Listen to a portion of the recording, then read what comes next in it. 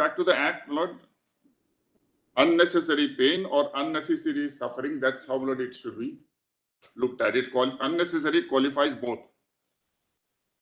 The second is, my lord, the second aspect of this is that when it says unnecessary pain, the infliction of unnecessary pain or unnecessary suffering is to be prevented. It posits, my lord, that there is some necessary pain or suffering which is going to result on account of the activities which are permitted by the act. For example, my lord, it says 11(1)(a), Lord shall recollect, says overloading is. Now, it doesn't mean that when you load, then there is no pain or suffering. But since the activity of loading the transport, my lord, is permitted, the rules specify how much weight can be carried, how many people can be carried. So if you are compliant with the rules, which are regulatory rules, and are limiting yourself to that, the pain is there, the suffering is there, but that is necessary, my lord, because that activity is permissible.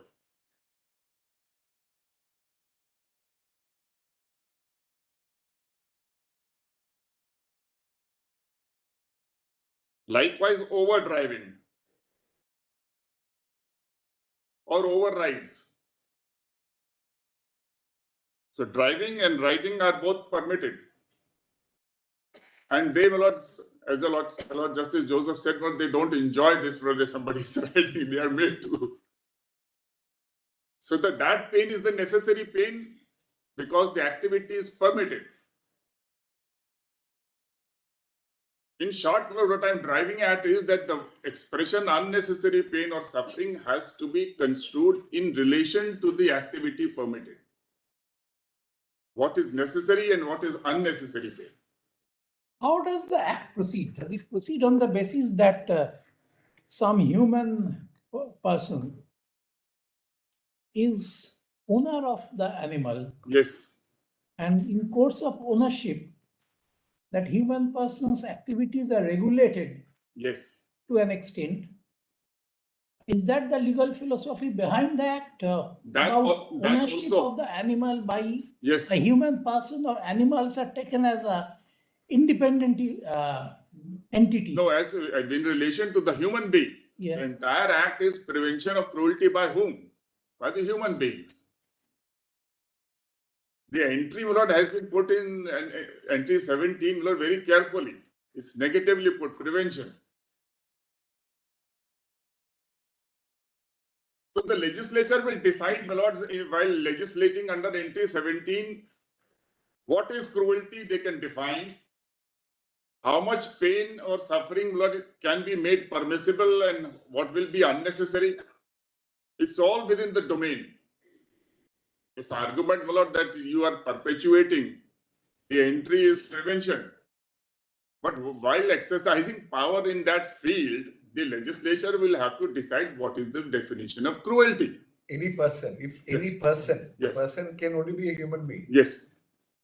If the section 11, if any person beats, so it can only be by a human being. That's it. As to whether that understanding a person will continue in Article 21 and all that is a different issue. Yeah, that's right. Now, in fact, if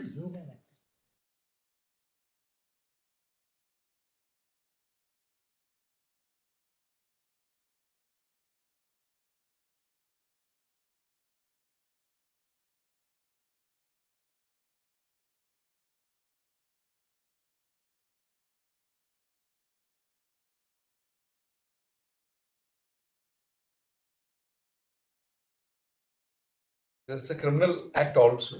yes, So that there must be, when you do this, there has to be a sort of mens rea, a sort of mental framework that you are doing it deliberately. You are so, lacking in compassion. that's right. That you do this.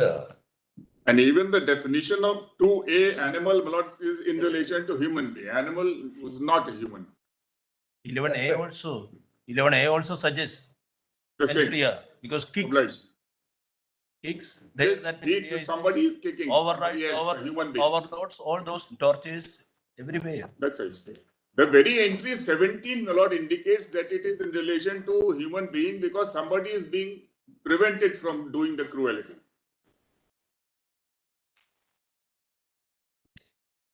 Most laws used to be anthropocentric, my lord. So therefore now with this ethics of compassion, which the human beings have realized on account of the environment, on account of it being a sentient being, or on account of, my lord, the fact that And there we have cannot to live with There them. cannot be any doubt with respect to that because Yes. see also, Yes. any person willfully or unreasonably administrates. Yes. There is no question of an animal administering another animal. Yes. It's only the human being. Gratefulness. So therefore, it's in relation with human being, and there are activities which are permissible and which are regulated, and there are activities which are prohibited. There are activities which are totally kept out on account of some justifiable consideration about which the legislature has made value judgment.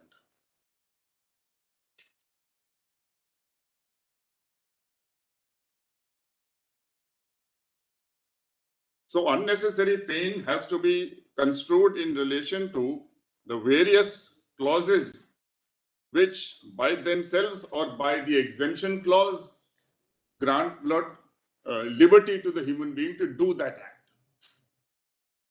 Now, kindly see A11A for a second, Wallace.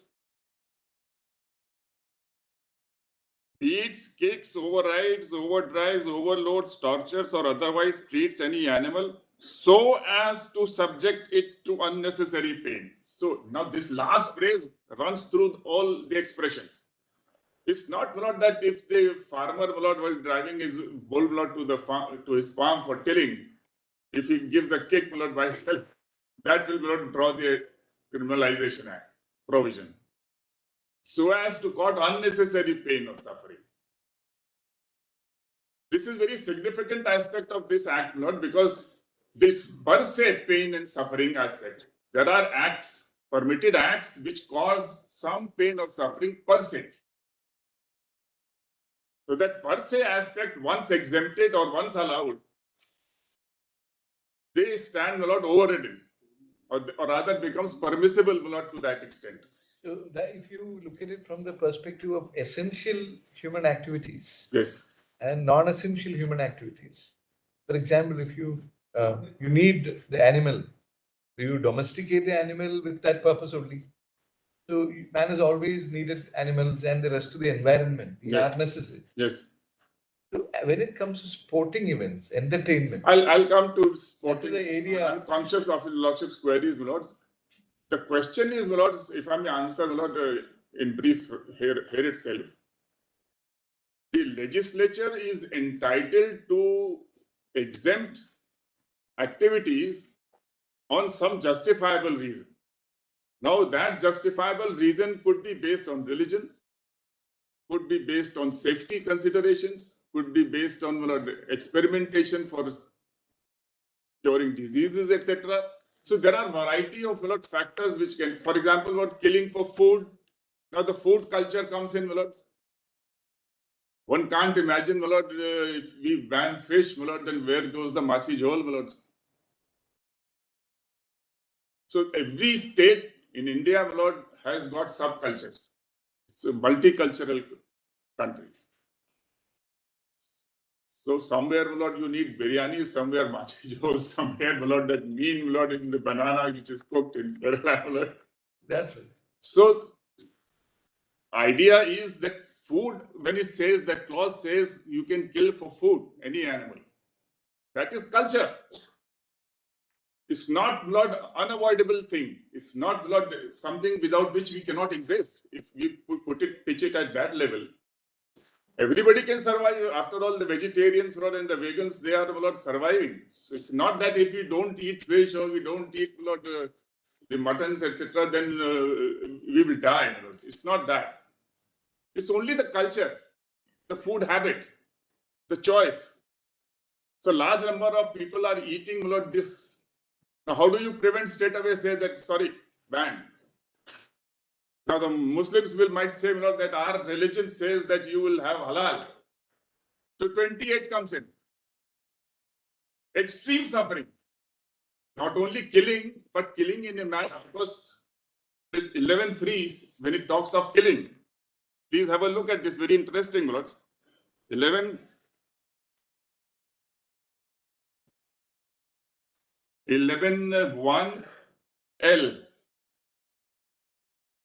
Oh, I'm sorry.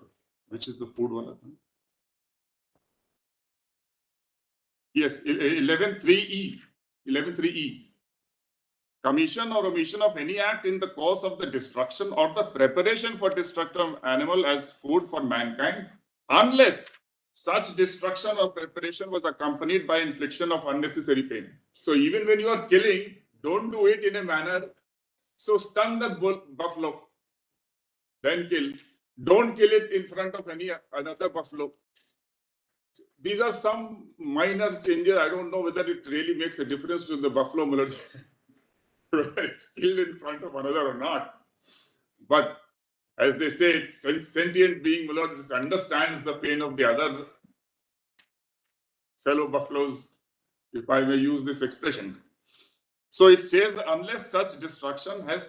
Now look at this, even with regard to killing, the expression unnecessary pain or suffering is occurring.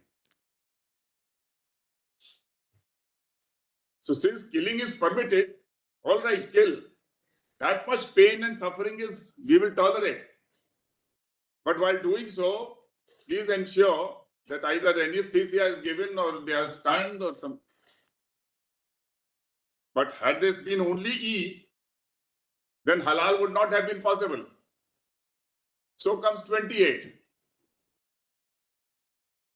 Now here is the religious basis for this extreme pain justification.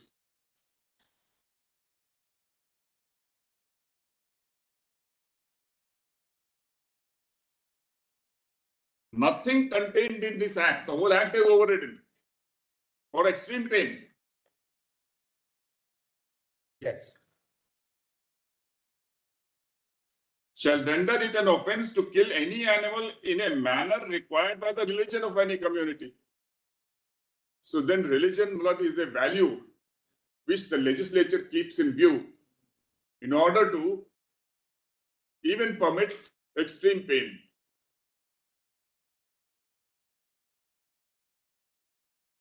So argument can be that non A to E.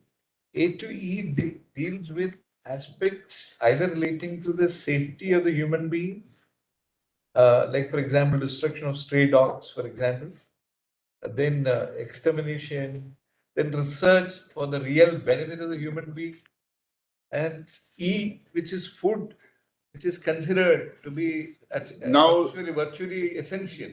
So it's not all safety, food is essential, but because of the food culture. For example, you go to the hill area, Yes, as I discovered when I went to Nainital, yes. I found that contrary to the practice in Kerala, where the Brahmins don't eat meat, I was in for something like a rude shock when I found many of my colleagues Yes, in the hill areas. helping. So they eat it. So the culture is, because the weather, you go to the Arctic, for example, can you survive on vegetarian food? Maybe you can. There are people who. Those who are vegetarian, they course, remain they- vegetarian when they go abroad.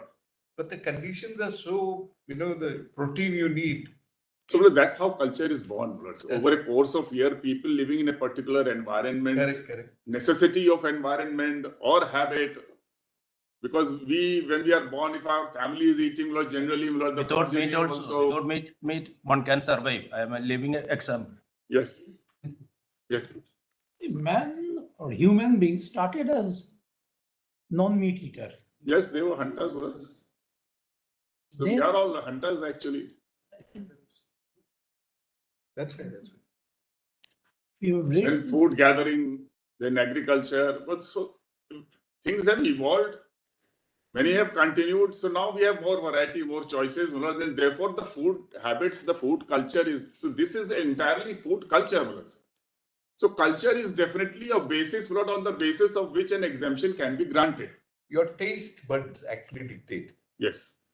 You see, when you find cooked non-vegetarian food on the plate, on the table, it is your taste buds which sends a signal to your brain. That's right. You're used to a particular taste. That makes you comfortable. Euphoria in your brain. So, Lord, from taste neutral when we are born, we move on to some acquiring of taste. That's right. And the point is, which I'm making,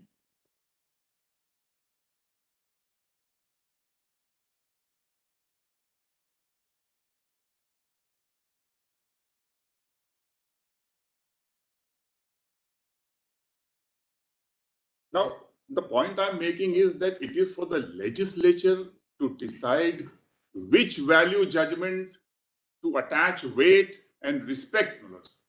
Once they decide that on account of religion, we will tolerate extreme pain, that's a value judgment. Nobody can. Lord, we all know even religion has evolved and should evolve. We can't keep on saying that age-old practices, Lord, all some of them, Lord, initially may have been good, but today, Lord, from our understanding, are evil. So religion also must evolve. But is it a stage where we have reached where we can say that 28 needs to be deleted? It's for the legislature to decide, Lord, but we have reached that stage or not. A whole complex life is to be considered for that purpose. There is so much meat industry is there, employment is there, and so it's a huge complex. Very correct. The question avoidable, whether it is avoidable alone cannot decide this. Yes. Because vegetarian survives, and Yes, therefore right. that cannot be a reason one can say in the strict sense. That means even without meat you can survive. That's right. But that cannot be. So this essential, non-essential, avoidable, unavoidable, but this classification, my Lord, which was made in the previous judgment is completely erroneous. That doesn't, Lord, come out from this. And Are you arguing that yes, there can be categorization, but the legislature must do it? that's precisely my submission, my Lord. It is for the legislature to pick up a value, make a value judgment with regard to a particular activity, look at the people's, my Lord, habits, the people's culture, their lifestyle, the pattern of living. That is culture. And you take note of all those things and then make a value judgment. Is it the right time, my Lord, now to do it away, eliminate it, or to allow it? Allow it, then in what manner to allow it? All this is prevention of cruelty. Every cruelty cannot be abolished straight away. But this value judgment theory, it is bound to change with a flux of time. Yes. With understanding. Of course, Manoj. So therefore, it can never be static. No, it's certainly, I totally agree, Lord. Everything evolves. I'm myself saying even religion must evolve. But the point is, Lord, can in exercise of judicial review, the court, Lord, with all these imponderables, complex factors, is it possible at all, my lords, to put it on a balance? So in a way, you are saying when Nagaraja was pronounced, the value judgments that prevailed at that point of time may have been all right, but with better understanding. But what is the change? You must tell us. No, I'm not saying that when Nagaraj was delivered, it was all right. I'm saying Nagaraj was wrong in drawing this distinction of. You are saying it's wrong. Yes, avoidable, unavoidable, essential, unessential, and getting into that fact itself, Lord, in exercise of judicial review. You are arguing in effect that animals do not have per se an independent enforceable right. Whatever, it's actually a regime of restriction which the legislature imposes on human beings. Keeping in mind the constitutional mandates, on one side the human rights, on the other side the duty of compassion, they have to be, Lord, balanced, keeping the human rights superior, Lord. That is how it is. And otherwise, this Prevention of Corruption Act itself cannot, Lord, be sustained then. If you say kill and extreme kill because of religion, what is it? Because we human beings subscribe to a religion and we have chosen to subscribe, which mandates that you have to kill in this manner. So 28 comes in. Now, Nagaraj says that this is ecocentric. I don't see how this PCA, the Prevention of Corruption Act, is Cruelty to animals act. Cruelty Act. Why you are saying about Nagaraj says that this is ecocentric. whereas the state amendment of 2009, So you are referring to prevention of corruption, that is. yes, Prevention of Corruption Act made by the central government, central parliament, Nagaraj said that this is ecocentric, whereas state act, Prevention of, Cruelty. Cruelty to animals act. you are talking about corruption, you said corruption. That is why. sorry, That is Prevention why. of Cruelty Act is ecocentric, whereas the state act, let me use central act and state act. So it's better to say PCA Act. Yes, PCA. PC Act. To avoid the other. That's right. So PC Act, my lord, is ecocentric, whereas state act is anthropocentric. Now, how do we characterize, my lord, this PC Act as ecocentric? My lord? The whole 11.3, 14, 17, which it says for military training, etc., 28, all of them, my lord, are anthropocentric. This whole act is anthropocentric, but it tries to balance in its own way. It's a balancing. It tries to balance in its own way the duty of compassion. Whether we will not extract this duty of compassion from the animal being sentient or the environment, compassion or human dignity, the fact that we are living with animals, they are our resource. So from whichever way we derive, Lord, what comes out is not the right, but a duty of compassion. And unlike these foreign judgments, we don't need to go around, Lord, and pitch our sense of duty, Lord, on dignity and environment, etc. Because we have Article 51A, Lord, which requires balancing. So we don't need to go other countries, Lord, where they did not have. For example, Lord, in that monkey case, Ecuador, they drew it from the nature. Because we are all part of nature, and therefore, Lord, from there they drew this duty. They recognize the animal right, but they say it is not equal to human right. It is subservient to human right. So ultimately, Lord, you may call it right, but it becomes subservient to human right. So whichever way we look at it, there is an element of balancing which the parliament and the state legislature has to do. And when it does that balancing and permits some act, then the pain and suffering which is inevitable, incidental, or per se involved in that becomes exempted. The cruel aspects remain. Now, coming to the second aspect, Lord, I hope not I have made myself clear on this unnecessary pain or suffering, Lord. That's right.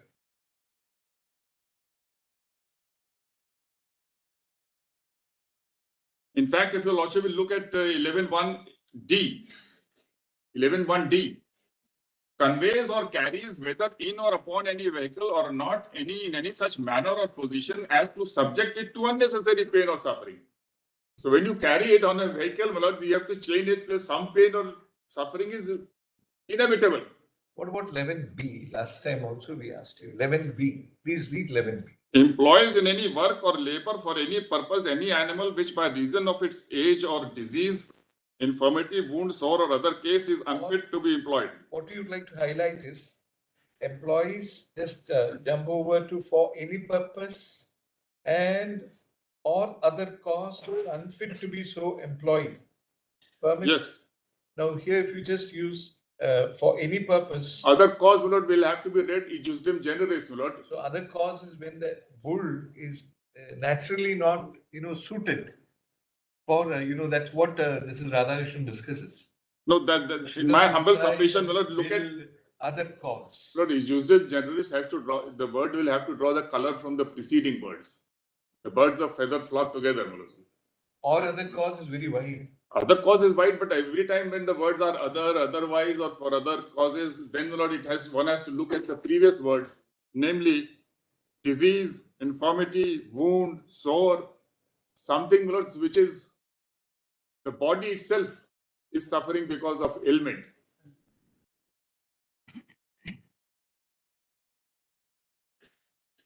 Age, disease, infirmity, wound, sore. Look at the collection of words, Lord. That depends on your, dynamics of your interpretation. You want to place a dynamic interpretation suited to welfare of the animals. You could say, like, when it's afflicted with gross fear. No. That is the whole. See, ultimately. Now, let me take the subsequent expression. Yeah. Because of other cause is unfit to be so employed. Unfit. So before employment, he is already suffering from, not after employment. It says for other cause is unfit to be so employed. That's right. So pre-employment, That's right. if he is suffering, so I can't pick up a diseased animal and Because no, it means from your previous experience, you have watched how the animal reacts when there are cheering crowd, whichever way you put it, and of all that they did in Nagaraja, which you have removed now. But still the substratum of fear remains.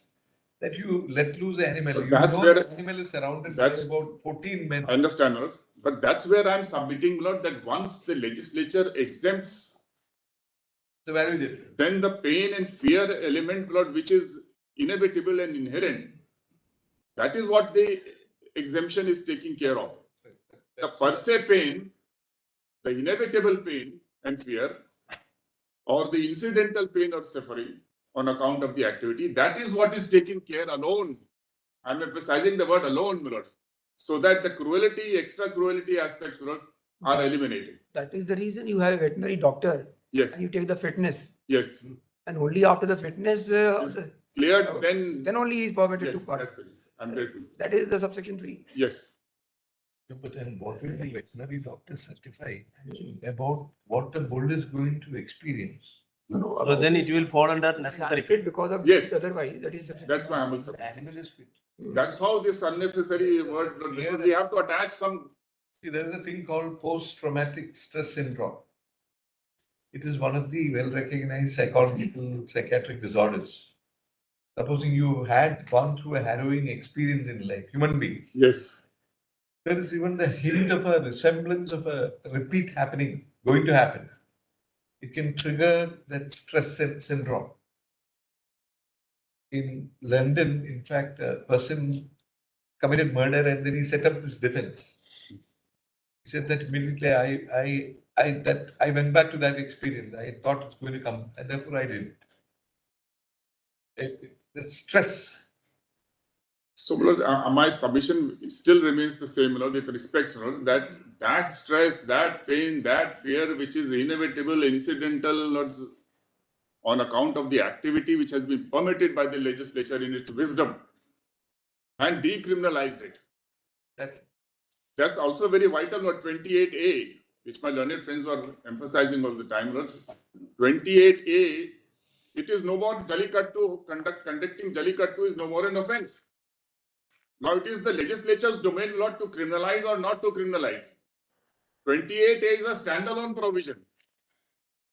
Nothing can compel the legislature, Lord, to criminalize it, to make an offense. Even if other provisions are ignored, Lord, there is no offense now. That is standalone. Now, may I come, Lord, with this to 11.3? How do we look at this non-obstante? And this is in the context of my Lord's query about 11.1 being overridden, my Lords. And that if my submission, my Lord, founds it comments to your Lordship, Lord, then that will take care of 254.2 also. Do you have a Sorry. standalone copy of the Tamil Nadu amendment? Yes, it is annexed, Lord. It is. No, annexed. You just want a slim copy. Yes. Each time we don't have to go through. Okay, all right. That is cruelty to the jet. That is why this expression is used as standalone. Necessary pain. Standalone. That's unnecessary pain. Can be avoided. Each time we go through it, where is it? Everybody. Alex, everybody. Get a print out of it. Avoidable. Avoidable.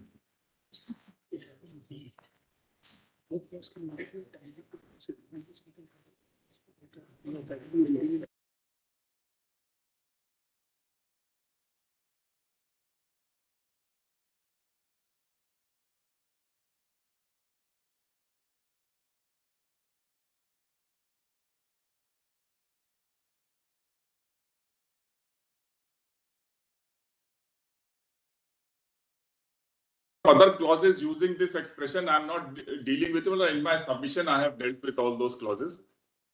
Now, please come to 11.3 minutes straight away. Please see this. Nothing in this section shall apply to these expressions. I'm taking this, the first expression, dehorning of capital. Dehorning of cattle. Does it mean, my lords, that while I'm taking my cattle for dehorning, I can keep on brutalizing by kicking?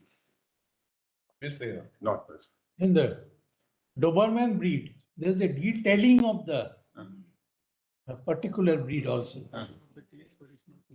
Now look at castration. Just one.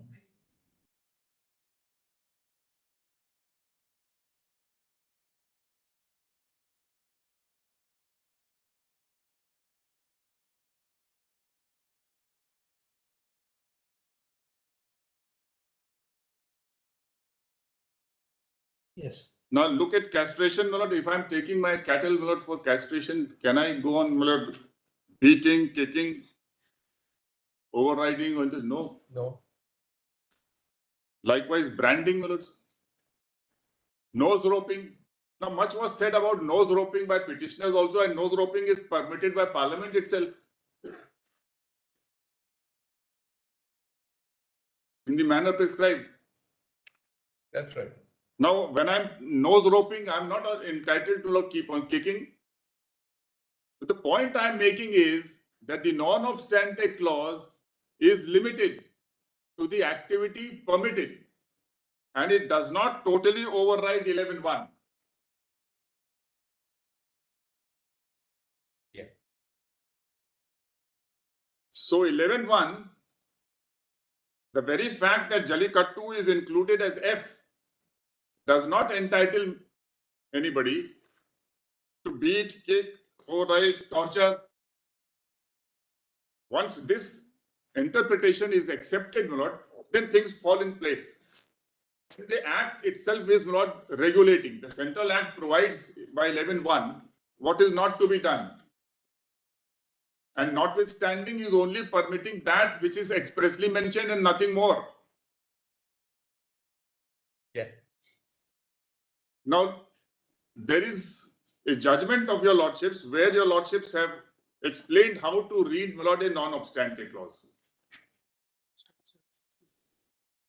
2009 4 SCC 94.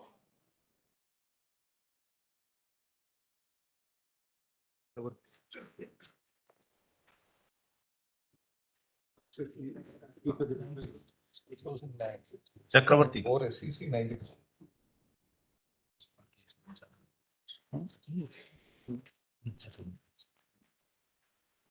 Central Bank. Swami decision.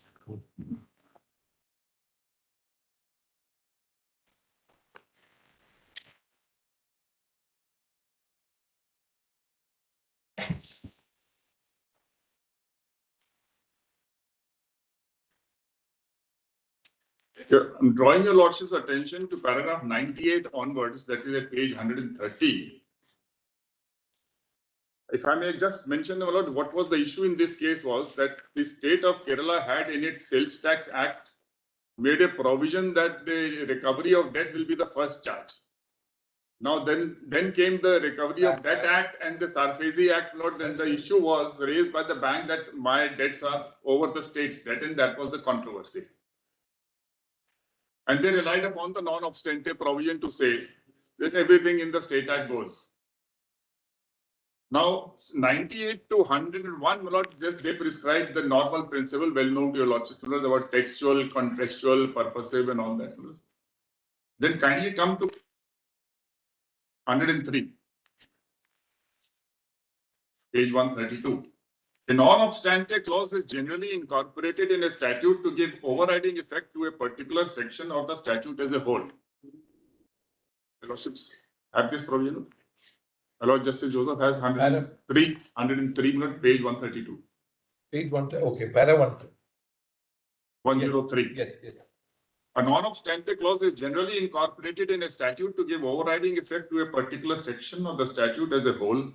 While interpreting non-obstante clause, the court is required to find out the extent to which the legislature intended to do so, and the context in which the non-obstante clause is used. This rule of interpretation has been applied in several decisions. When State Bank of West Bengal versus Union of India, the court must ascertain the intention of the legislature by directing its attention not merely to the clauses to be construed, but to the entire statute. It must compare the clause with the other parts of the law and the setting in which the clause to be interpreted occurs. In Madhav Rao, Chief Justice Hidayatullah observed that the non-obstante clause is no doubt a very potent clause intended to exclude every consideration arising from other provisions of the same statute or other statute.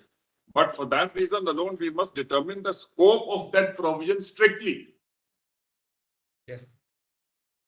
When the section containing the said clause does not refer to any particular provisions which it intends to override, but refers to the provisions of the statute generally, it is not permissible to hold that it excludes the whole act and stands all alone by itself. Yeah. A search has therefore to be made with a view to determining which provision answers the description and which does not. In R.S. Raghunath, a three-judge bench referred to earlier judgments in so and so, and then court's para 11 is extracted. The non-obstante clause is appended to a provision with a view to give the enacting part of the provision an overriding effect in case of a conflict. But the non-obstante clause need not necessarily and always be coextensive with the operative part so as to have the effect of cutting down the clear terms of an enactment. And if the words of an enactment are clear and are capable of a clear interpretation on a plain and grammatical construction of the words, the non-obstante clause cannot cut down the construction and restrict the scope of its operation. In such cases, the non-obstante clause has to be read as clarifying the whole position and must be understood to have been incorporated in the enactment by the legislature by way of abundant caution and not by way of limiting the ambit and scope of the special rules. In Varadarajulu versus State of Tamil Nadu, then the extracted portion, it is well settled that while dealing with a non-obstante clause under the legislature wants to give overriding effect to a section, the court must try to find out the extent to which the legislature had intended to give one provision overriding effect over another provision. Such intention of the legislature in this behalf is to be gathered from the enacting part of the section. In Ashwini Kumar Ghosh, the enacting part of a statute must, where it is clear, be taken to control the non-obstante clause where both cannot be read harmoniously. The DRT Act and the securitizations were enacted by Parliament in the backdrop of recommendations made by so and so. Then kindly have the next page.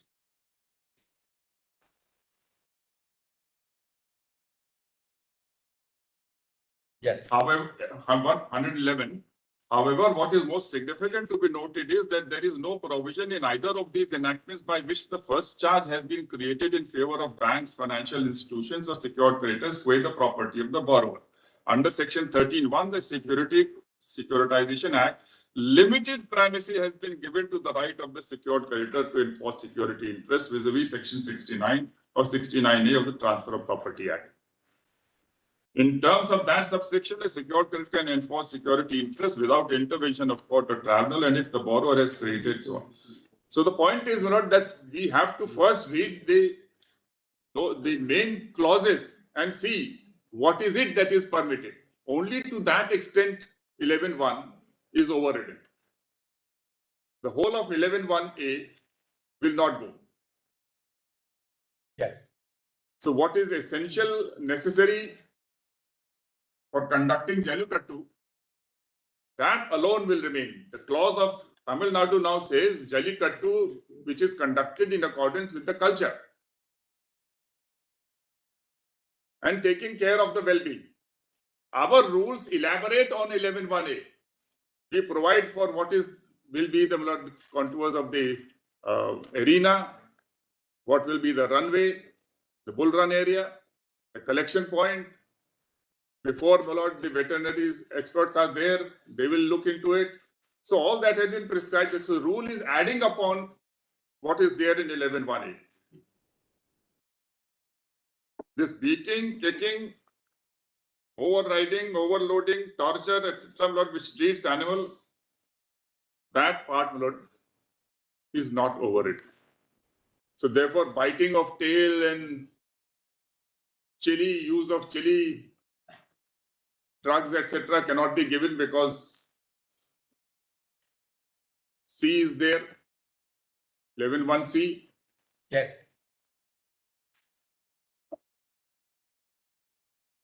So these three aspects with regard to the Act, I wish to point out, my lords. Yeah.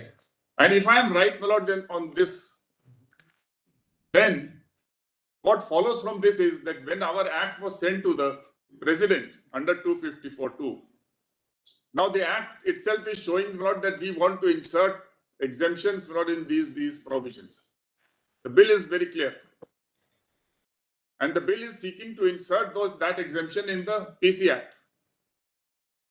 So the President is fully aware, my lord, that at what point there is a contradiction and what exemption is being sought and where it is being inserted in the PC Act. It is not at all necessary, my lord, at that stage that the rule should have been done. What is the rule doing? The rule is not either reiterating what 11(1)(a) is there, or, my lord, it is expanding on this prescription about the space, giving of water, ensuring water is given, 60 square feet for each animal. So all those things are additional. So whether that rule is added upon or subtracted upon, ultimately 11(1) was clearly there as a protection, preventing unnecessary pain or suffering. See, the Prevention Act of 1960, it repealed the 1890 Act. Yes. Now, the 1890 Act is essentially, you will find, it's almost the same. That, but a committee went into certain inadequacies. Like the board was formed, So, which do you was have not a- there. Do you have a report of that committee? Have you gone through the committee? What is it that led to the amendments? In the SOR, my lords, This is 1890 Act. the statement of object is there in the beginning, my lords, that mentions to some extent. That's right. No, it's essentially the same, We'll get, yes. except that a very treating animals cruelly is a title, section 11. Yes. The earlier section was penalty, but ultimately it is a penal provision. Yes. It intended to create an offense.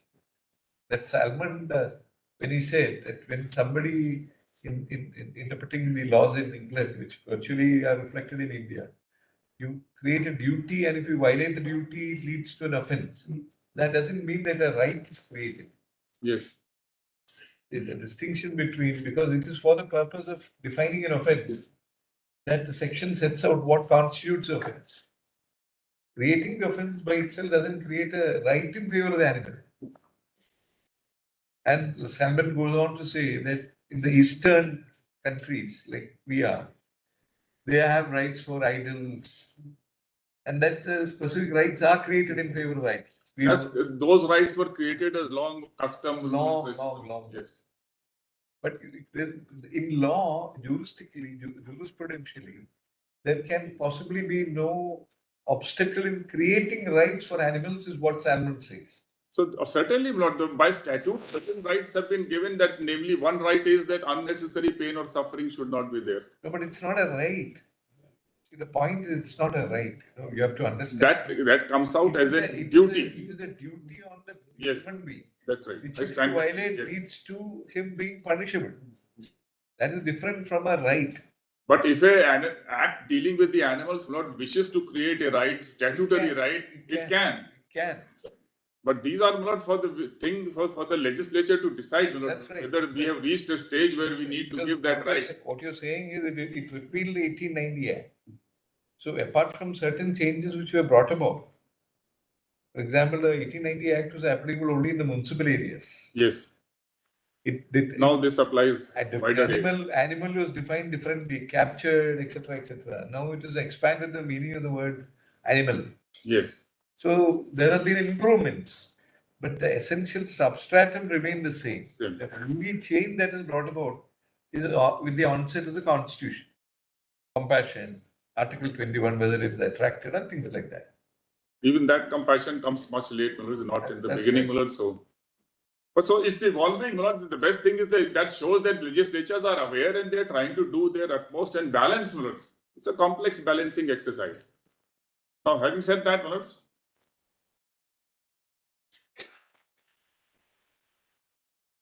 the next aspect,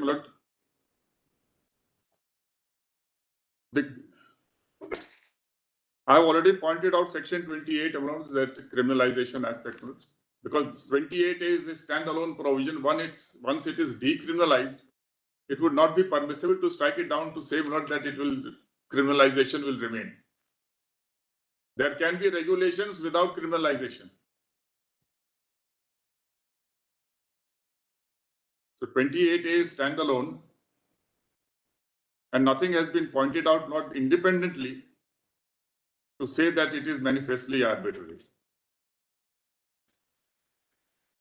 Now, Lord, coming to the aspect of competence, Lord, Mr. Venugopal submitted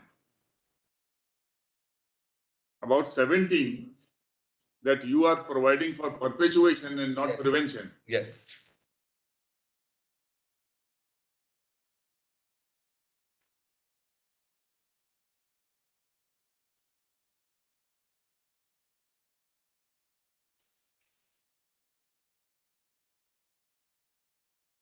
Yeah. Now, my lords, 17, when it says prevention of cruelty to animals, my submission is that while legislating under this head, in this field, both parliament and state legislatures are entitled A, to define what is cruelty, B, to decide which cruelty is to be prohibited, Yeah. and C, which aspects of cruelty are those which are merely to be regulated, and which of them have to be left untouched, like section 28.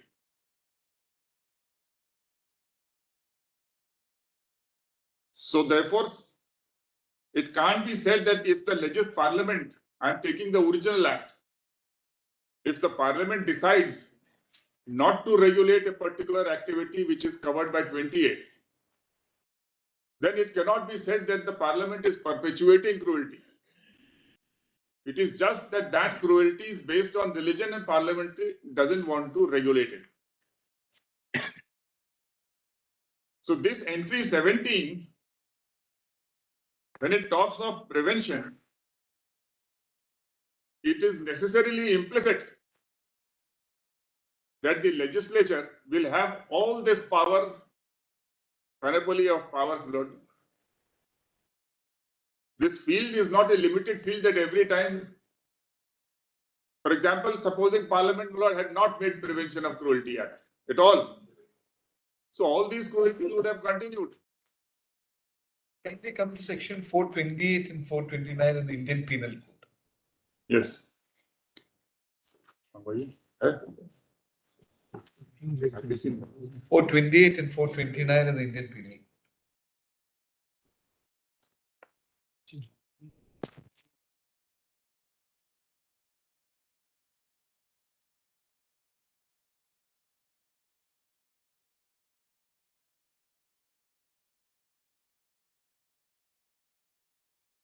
Twenty-eight. 428, 429.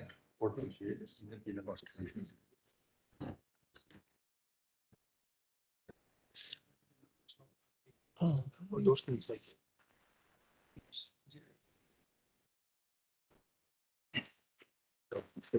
Whoever commits, may I please it? Yeah.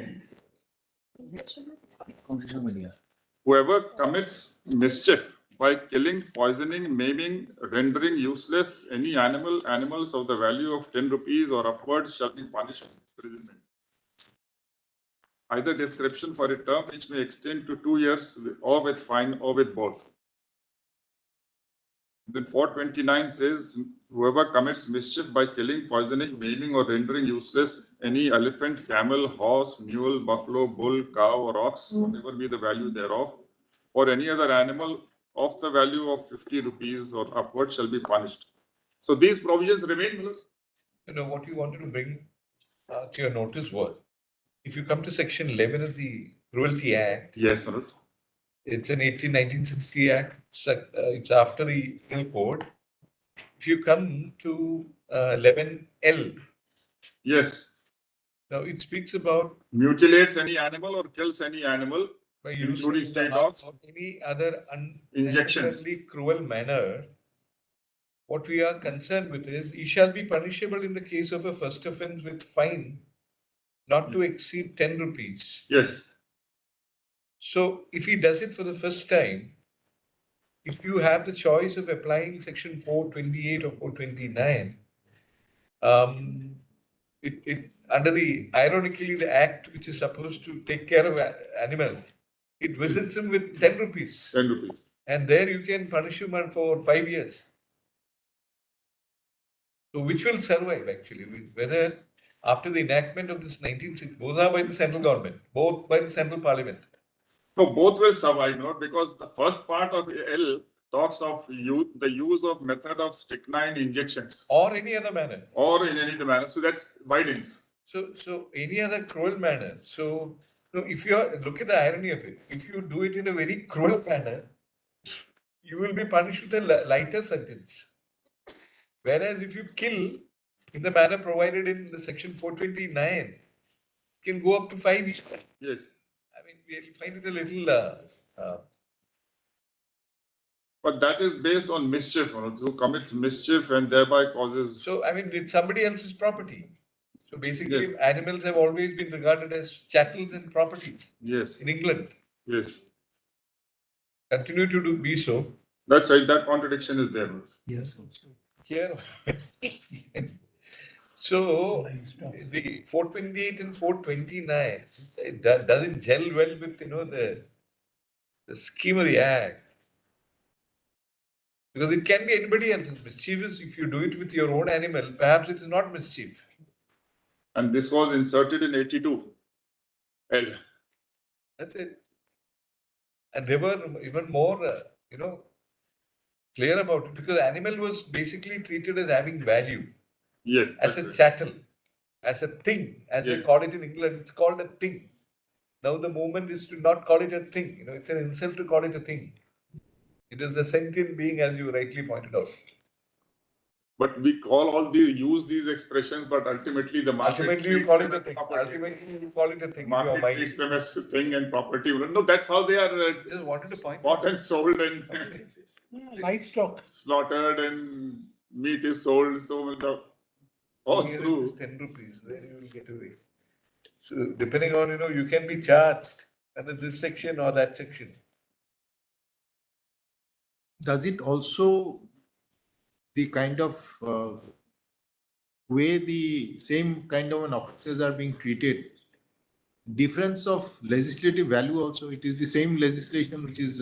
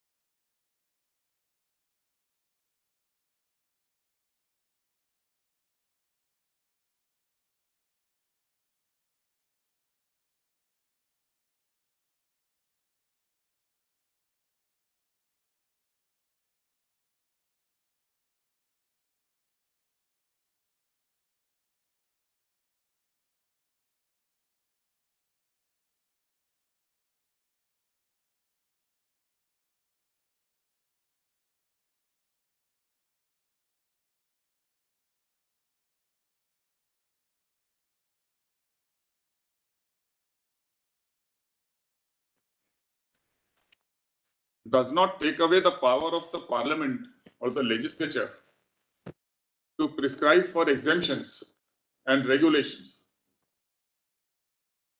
And it is for the legislature to decide which cruelty is to be prevented, which is to be regulated. and which is allowed to remain as such, as in case of section 28. What do you say to the two judgments he relied on? He relied on two judgments. That was not the case of tax, not where under the mines and mineral, not where they said that you can charge a particular tax or royalty, That's right. on the mining in the land, but it was all that judgment has been referred to 9 judges now, my lord. Finally, much of that judgment, my lord, based on synthetic chemicals itself. Synthetic chemicals stands much diluted, my lord. The first onslaught came in 91 itself, when sale tax part which was dealt was, my lord, declared to be per incurium.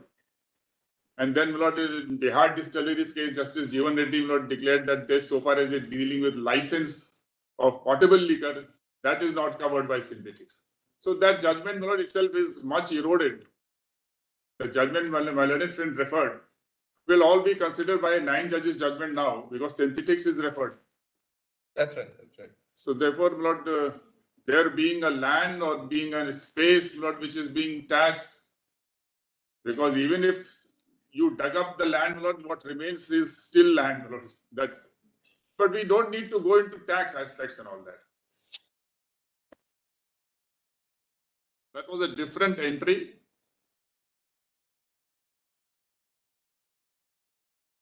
And I'm putting a question, supposing Parliament had not made the act at all, my lords, then whatever was going on would have gone on. Then possibly 428, 429. Yes, 428 would have applied.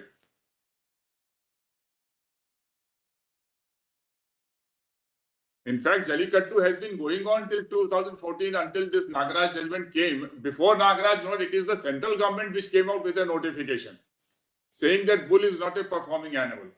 And that was the cause for the judgment. Actually, 428, 429 proceeds on the basis of the offence of mischief under 425, which deals with whoever with intent to cause or knowing that is likely to cause wrongful loss or damage to the public or to any person causes the destruction of any property. So this is a throwback to the bygone era where animals have been treated as property. This is a sort of reflection of that sentiment that you had, Yes. that they were property. You cause destruction of somebody's property section, so both offences can be pressed. Can be pressed. So, my lord, that question will arise as and when, my lord, the charge is pressed, my lord, and both charges are there. Somebody may. We are just saying that sentiment was Yes. just property in 1890. Now, what is the tax treatment for accounting purpose? Say somebody is owning a prize-winning horse. Is it reflected in the balance sheet as an asset or Property. House, Will have to- House. big house. any chartered accountant What is accepted as change? among us? So therefore, my lord, entry. Change, but 10 rupee fine is only kill it. The law is, my lord, that entries have to be construed liberally, widely. They are field of legislation. Yes. So it is for Parliament and legislature to decide, my lord, which one to control, prohibit, regulate. So the different, my lord, methodologies are available to deal with this issue. Then will it not make it open, expose it to the charge that it is manifestly arbitrary? You make a law under entry 17. It is not an essential activity for the human beings. It is entertainment for them at any rate. Culture, we call it. And you subject the animal to cruelty in an entry which relates. If culture is a fundamental right under Article 29(1), why cannot it be made a basis, my lord, of justifying an exemption based on 29(1) if that activity has been going on for a very long time? In a particular season, without, my lord, variation. Since ages. And we have set out in our counter affidavit, and there is a research also done by Jawaharlal Nehru University, my lord, which all indicates that this is very old, my lord.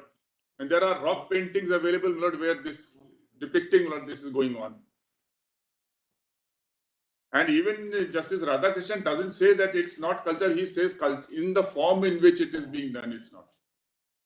So he's merely pained at the cruelties which were being practiced. And that led to this.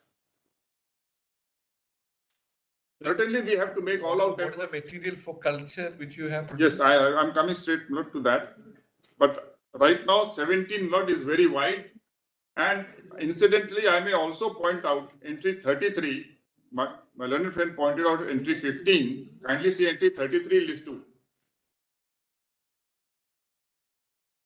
Even if we take it as a sport or entertainment, Yes. Possibly treated as assets. there are sports which are not pure and simple sports like the cricket which we have. Around the year it goes on in different forms. And there are sports, Lord, which are meant for rural people, Lord, who can't have polo ride, Lord, on the horse and who cannot. So they want a kart race. Entertainment. Yes, and sports and entertainment.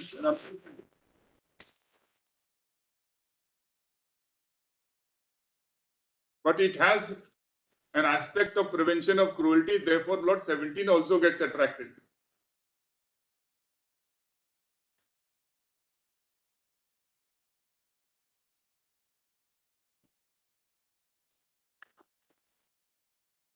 Now, a word about 254(2) further, Lord. As I said that the Principal Act 11(1) survives, so that was there. The assent was properly given. No necessity at all for the rules being submitted. But more than that, my lord, in this judgment which my learned friends relied,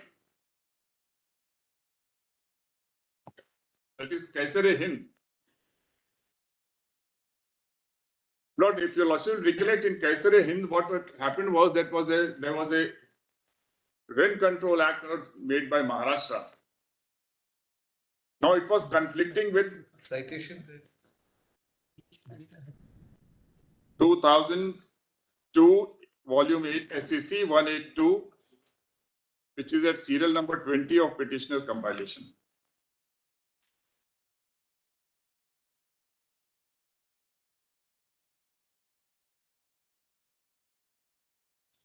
So the issue here was that the state act was conflicting with more than one central enactments. And the assent of the president had been sought only with respect to one of them. So this court said that we will not go, the validity of the assent cannot be tested. That's beyond judicial review. But we can see the coverage.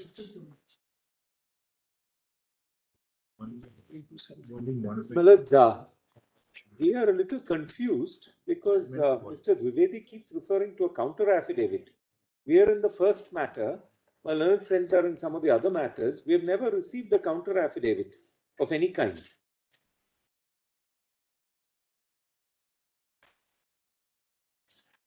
So many articles which they are giving to us, Lord, across the board here. No, that's Now we are on a constitutional matter, not on a large No, matter. Now the difficulty, my lords, is this. my learned friend should have taken the counter affidavit. He has been raising this objection. He could have asked and he would have given. No, is there a counter affidavit is the question. I just asked, I was told there's a written submission. And we have never been served with a counter. My learned friend can't say there is material to establish culture without a counter affidavit. And there is a finding of fact in Nagaraj that it is not a case of culture. No material is there. So I'm not clear on how my learned friend is arguing this entire point. I'm sorry you never asked me. I would have given you. No. In writ petition number 24, it is there. A common counter was filed. Who is it put in 24? 24. We don't have such a counter. Having is something which you No, would but you have not asked me. I would served have us. given you over a dinner. No, we asked on previous hearings, mentioned specifically, there is no counter, and we were told there is some vague document, but nobody ever gave us a Mr. document. Venugopal, why you have this controversy? Take the counter now and go through it. Please hand over a copy of the counter. We've not had a chance to controvert it, Malutz, by filing a rejoinder also. Mr. Grover filed an application for 254, my lord. We are not objecting, we are producing file and all, but all right, have it now. You give me a. How long?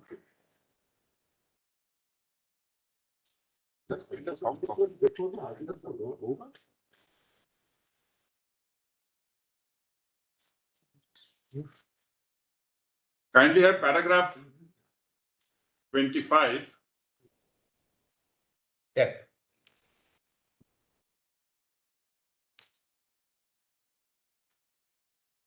So kindly have paragraph 20 minutes. I'm sorry, paragraph 20. 20 and It is true that President's assent as notified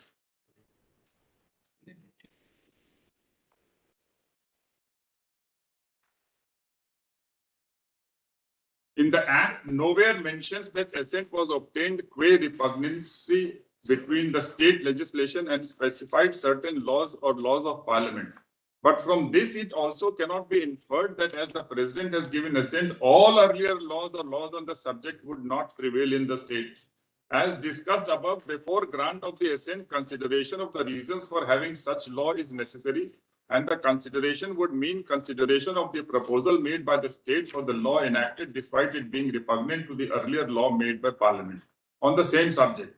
If the proposal made by the state is limited qua the repugnancy of state law and law or laws specified in the said proposal, then it cannot be said that the assent was granted qua the repugnancy between the state law and the other laws for which no assent was sought or given. So that was the position in this case. Only this much has been permitted. Assent otherwise cannot be challenged. No judicial review is permissible on the assent, whether it was manifestly arbitrary and this and that. Only the coverage is to be seen. And in this case, there is only one law. It's nobody's case that there are three other laws with which our state amendment is contradictory.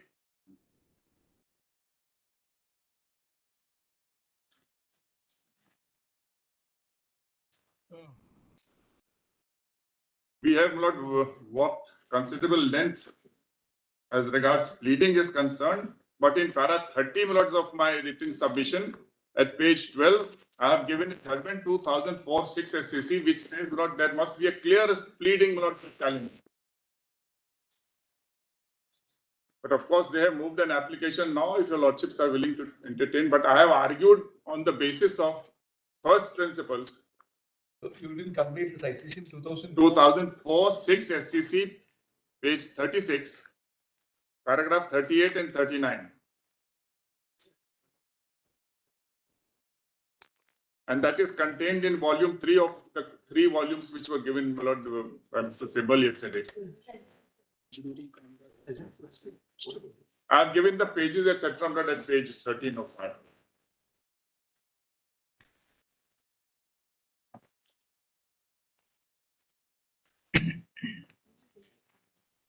Then I don't need to give it. I'm not reading it because I need to. Should I read it? Be faster. Yes, I'm therefore moving onwards. I don't want to read this. I was myself looking at the watch. Now coming to culture, brothers. Please have my written note. I have tried to extract as much as possible so that rest material we have enclosed. Because Venugopal said there's a finding in Nagaraj that this is not part of culture. Or in the form it is practiced. That's right. So in the form, Yes. in the form it is practiced, it is not. That's why our exemption says that Jallikattu, which is permitted by the culture, not that which is not permitted. Para 53, 55, 4, which your lordships are referring. Yeah. Now, my first submission is that fact that it is part of the culture has been legislatively determined by the state of Tamil Nadu's legislature. That determination is contained in the legislation itself. So there is a legislative determination. Number two, that determination is endorsed by the president's assent.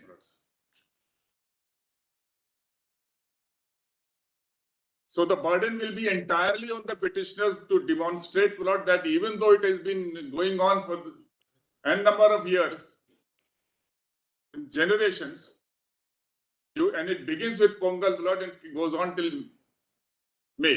Matapam. Yes. So therefore, the time period is fixed. The breed of cattle which will participate is fixed. It generally coincides not with the village festivals not which are happening, which may be religious festivals or otherwise, and it coincides along with them. And now not even the mosques and the churches or even they are not organizing. So this is a culture which is beyond caste, creed, and religion. And this fact is not disputed. Now, may I place it not from para 13, page 13, page 13, para 31 Of your notes. of my note. This is only not to take shorten the time. I will take a lordship only through some judgments which are necessary.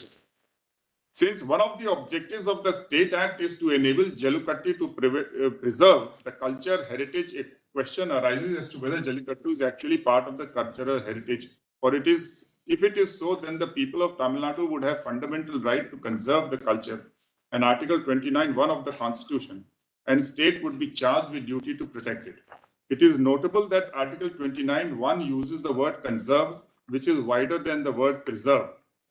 Article 29(1) thus confers an active right to preserve, promote, and develop the culture. Then we have extracted from Durga Das Basu.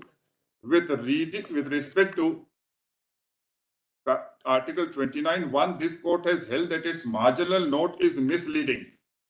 The fundamental right to conserve culture extends to all sections of citizenry. The marginal note says minority.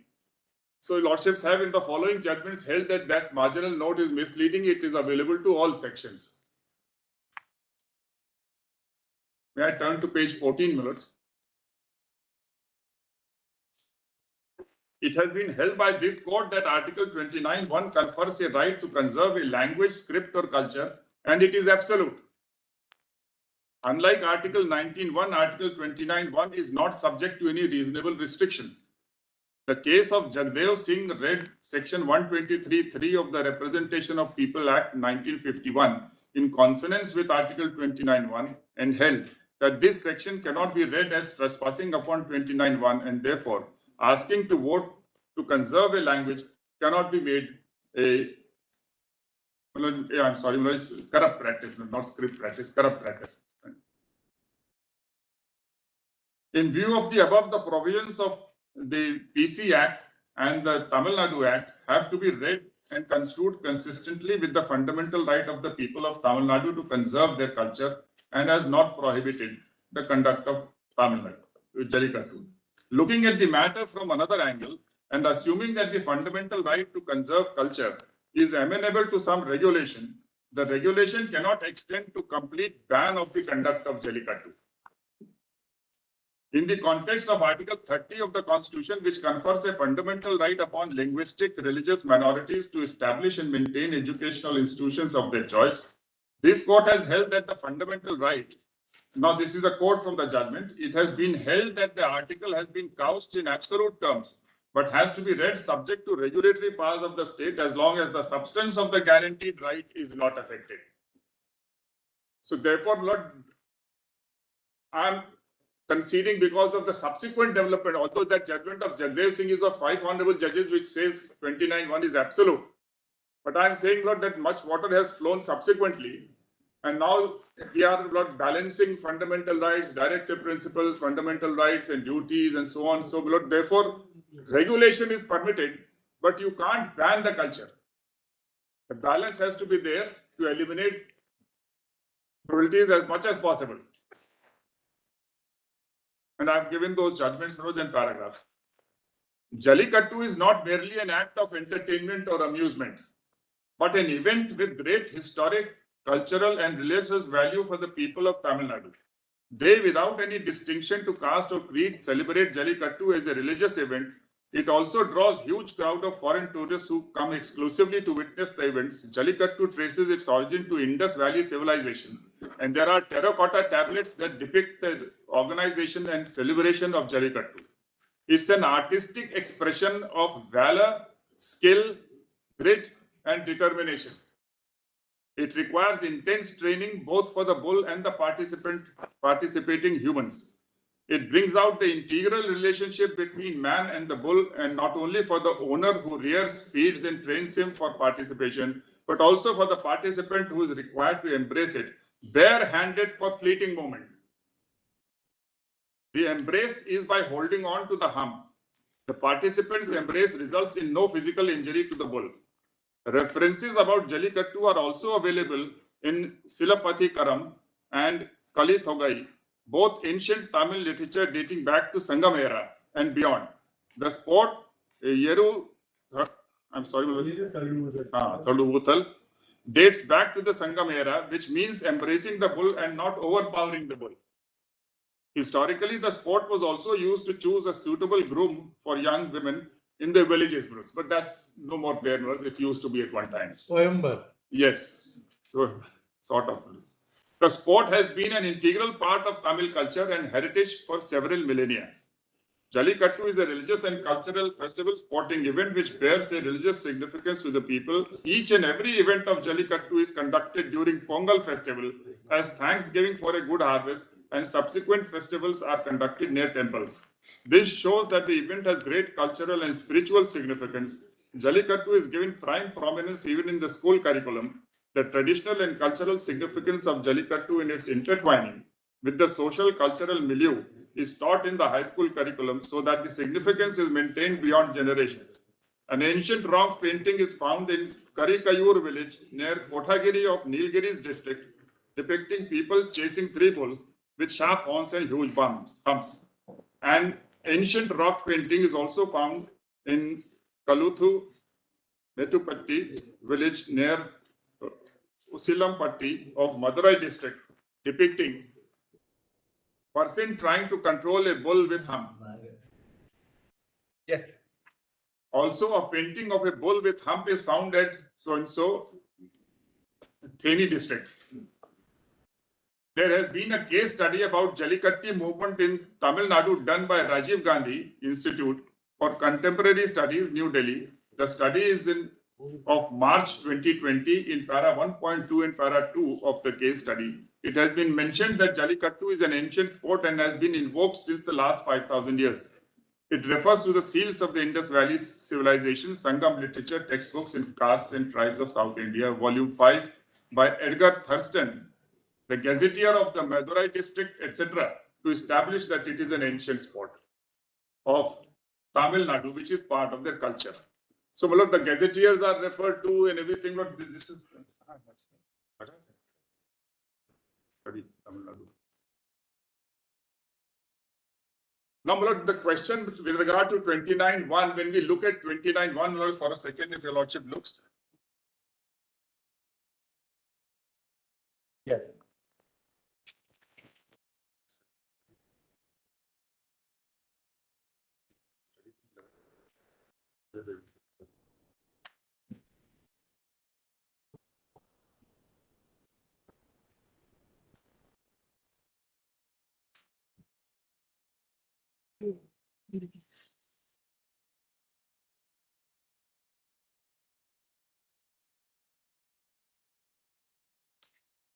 Any section of the citizens, you'll also see minority is there in the marginal note, but not in the main part. Any section of citizens residing in territory of India or any part thereof having a distinct language, script, or culture of its own shall have the right to conserve the same. So how do we understand this culture is the question. Given the facts which I have mentioned, and that's what I've tried to deal with in page 16 of my note. Yeah. The Encyclopedia Britannica explains the advance from instinctive behavior to learned and freely variable behavior, patterns of which may be acquired and transmitted from one individual and generation to another, and finally to a system of things and events, the essence of which is meanings that cannot be comprehended by the senses alone. This system is, of course, culture, and the species is the human species. Culture is a man-made, can you just add E, environment brought into existence by the ability to symbol. Once established, culture has a life of its own. In Encyclopedia Americana, culture has been explained. It says that predominant use of the idea of culture in contemporary anthropology concerns its signal marking of differences among human population on the basis of language, habits, customs, and modes of thought. It mentions that in the late 18th century German Enlightenment period, the idea of culture became objectified and it came to be recognized as a thing and end in itself. Encyclopedia Britannica also traces the emergence of sports and its conduct in close association with religion and notes the conduct of sports during fairs and seasonal festivals. It also deals separately with crowd behavior and refers to spectator violence in relation to football, soccer, baseball. In para 44, Romila Thapar in her book Indian Culture as Heritage states, every society has its cultures, namely the patterns of how the people of that society live. In varying degrees, this would refer to broad categories that shape life. And again, in the social sciences, culture gradually came to refer to the pattern of functioning in a society with its multiple facets, extending from the foundations to the many manifestations of actions and ideas. The articulation of groups that were not the elite came to be located in the cultural patterns, recognizing at the same time the interface between what had earlier been differentiated as being either art or craft. Yet again, she says civilization is an amalgam of patterns of living with much interaction. She describes heritage as that which is inherited and can refer to objects, ideas, or practices. The intangible heritage is the heritage of ideas and values that may be associated with objects or may be articulated differently, for instance, as performance. In his article, Idea of Culture, Terry Eagleton explains how in 20th century, the idea of culture assumes something of its modern meaning of a distinctive way of life. So long back, it used to be high culture, arts, painting, and so on. Then they had, even UNESCO has recognized that subsequently popular culture. And now they say way of life or pattern of living. Yeah.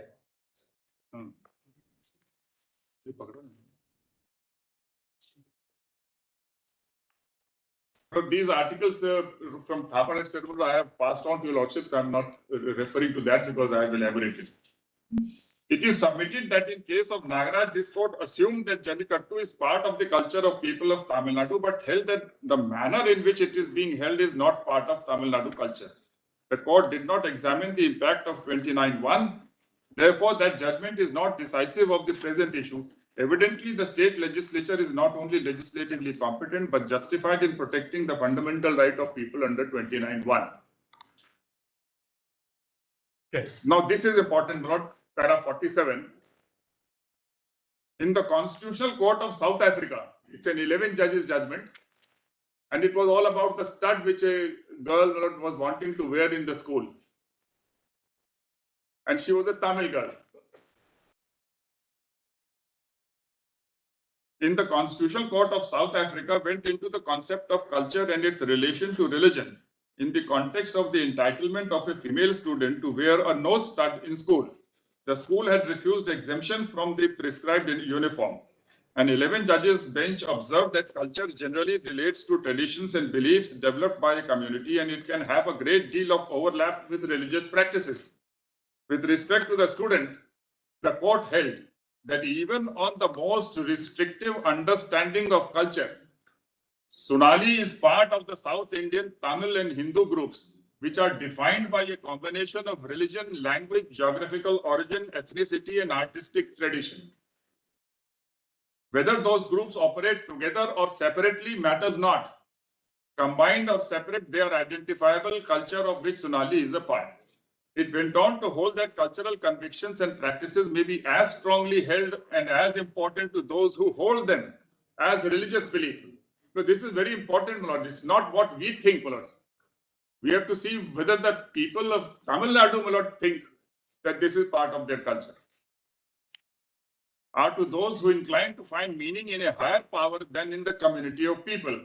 It said that cultural identity is one of the most important parts of person's identity precisely because it flows from belonging to a community and not from personal choice or achievement. And belonging involves more than simple association. It includes participation and expression of the community's practices and traditions. The practices and beliefs could differ from person to person within a culture. The particular practice need to be a mandatory tenet and need not be a mandatory tenet and could be a voluntary expression of the Tamil culture. The right to culture would protect the voluntary practices which are part of the culture. So this is an 11 judges South African court dealing with a Tamil girl. Then an article by Professor Chow from Hong Kong published in Human Rights Law Review. I have chosen this not only because it deals with all the UNESCO and everything. Deals with elusive notion of culture in the light of Universal Declaration of Human Rights, the works of UNESCO Committee on Economic, that is CESCR. He classifies culture as high culture, B, popular culture, C, culture as a way of life. This finds support in the writing of O'Keefe also. He explains how the concept of culture has expanded to include popular culture and culture as way of life. According to him, the meaning of way of life is very close to a group's habit of behavior, living style, or the worldview representing the totality of person's encounter with external forces, affecting his life, that of his community. In short, the sum total of material and spiritual activities and products of a given social group, which distinguishes it from other similar groups. It is no more limited to the notion of high arts and popular culture and acknowledges the distinctive features of way of thinking and ways in which people's lives are organized. This is accepted by UNESCO in its report 2001 titled Our Creative Diversity. Therefore, culture is no longer a consumer product, but an expression of the identity of an individual or community, including distinctive features, ways of thinking, and organization of people's lives. In the present case, apart from the material placed through counter affidavit, there is already mentioned that then when a Jallikattu event is organized during and around Pongal festival, the Tamil people not only participate in the cultural activity, but their participation is actually a cultural expression of their identity and also part of their human dignity. It is much more than an ordinary sport having a religious connect. The State Amendment Act consequently carries out the positive obligation of protecting the fundamental rights of the people of Tamil Nadu, not only in the Article 20. Jallikattu is held how many times in a year actually? Sorry, Milord? How many times in a year is it held? Only once, Milord, then from 14th of January, the Pongal, Milord, or the Bakar Sankranti as we call, Milord, Correct. and up to May. Up to? May. And once in a village. That is immediately after the harvest. Yes. Yeah, only from January to May. May. And roughly how many Jallikattus have you embarked? 396 Jallikattus were held, in which 1,17,000 bulls, roughly approximately, participated. January 15 to May. Yes. Once in the village, in the whole of the year. Yeah. Only once in the village. In every village, it will be only once. Every village. Yes. No, not in every village, whichever village. The village has to approach the collector. That's right. Then the collector notifies those villages, and only there it can be. Of course, people, somewhere it can be held. People Without following without that and all those things. But so, but even counting the illegal ones, which were about a dozen or 2 dozen odd, So roughly 395. 396. 396. They were the notified. That is in which year? 2022.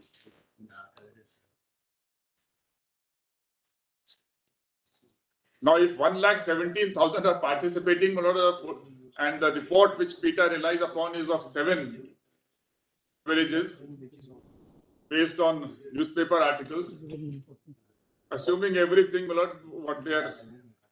1,17,000 bulls participated. Yes. And each bull participate once for that 30 seconds. And all players barehanded.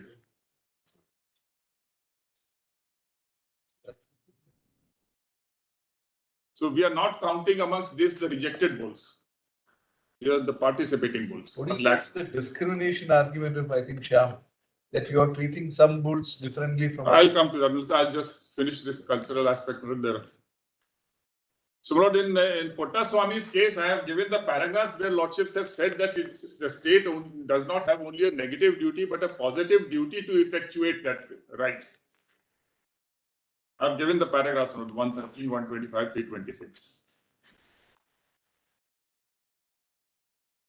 Then I go on to say, Lord, in para 51 that in the modern day world, one finds uneven development of societies. Not only different countries are different stage of development, but even within the country and states, different regions are at different levels of development.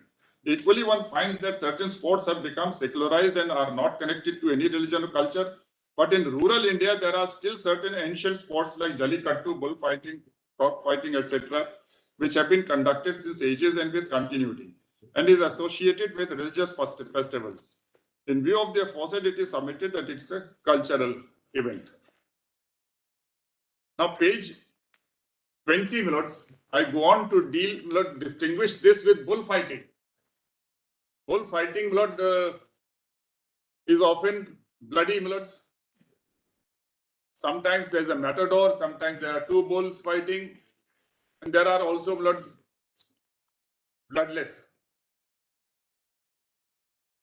The point which I am placing reliance, I have given the judgments of Peru and all those, they are annexed. Colombia. So Peru, Colombia, Spain, all of them consider bullfighting to be a part of their cultural heritage. This is very important.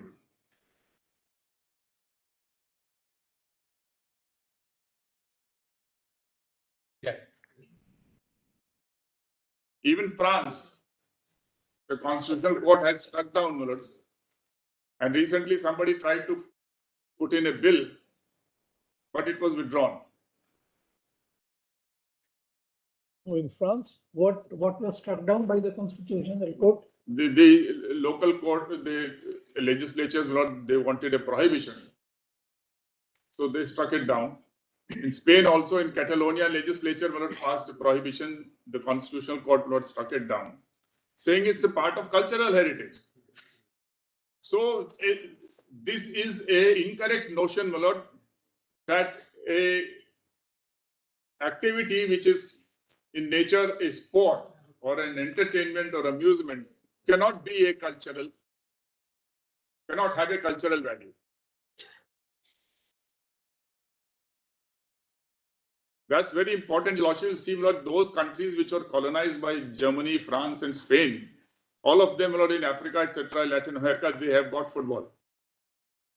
We were colonized by England, so we have cricket. That apart, point I'm trying to drive through is that a sporting event can also be a cultural event. And especially in the rural areas. What do the farmers do? 70% of the bulls in this country are owned by small and marginal farmers. I don't want to load your lordship with all those statistics, but we have experience about our country in different parts. Most of the bulls and cattle, they are owned by the middle level, small and marginal farmers. Now they can't participate. What do? They go to cinema hall. How do they entertain? These entertainments therefore become a part of the culture of the rural people. The bullock cart race is the easiest for them, as it happens in Maharashtra and Karnataka. When there is no need for telling, etc., the bulls are idle. So, and nobody is asking that the bull should run as fast as the horse. In para 43, my lord, in Nagraj, it was said it's two hoof, two bit, cannot run fast as the horse. But horse is not, they are not made to compete with horse, my lord. How is this relevant at all? It is bull and who has to cross in 30 seconds, my lord. So possibly the judgment proceeds on the basis that bull is not a naturally running animal. I don't know from where you get from books, my lord.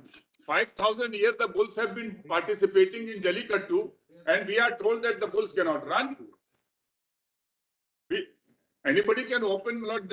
I don't mind, my lord. Just see, my lord, in the net, my lord, your lordship will see how fast 80% of the bulls cannot be caught by anybody.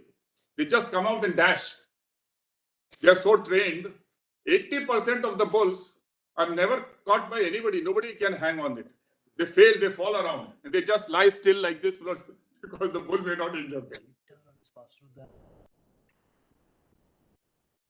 So bulls have been running in this, my lord, Jallikattu for 5,000 years, and my lord, the judgment will tell us, my lord, that bull cannot run. There are bulls and bulls. These are special breeds. We are not talking about, my lord, generally the bulls. There are bulls and bulls. There may be a bull which has been castrated, the bull which may have been dehorned, my lord, so they become docile. These are all bulls with horns. Yeah. And it is for Maharashtra people and Karnataka people to see, my lord, whether they are the run which is of the bull is sufficient or not. And nobody is asking the bull to run at the pace of horse. And there are certain other animals also which runs faster than these horses. Lord, there can be a race for slow running also, slow biking. Cheetah, I remember, cheetah. Yes, Cheetahs are there. faster. Yet Faster. faster, yes.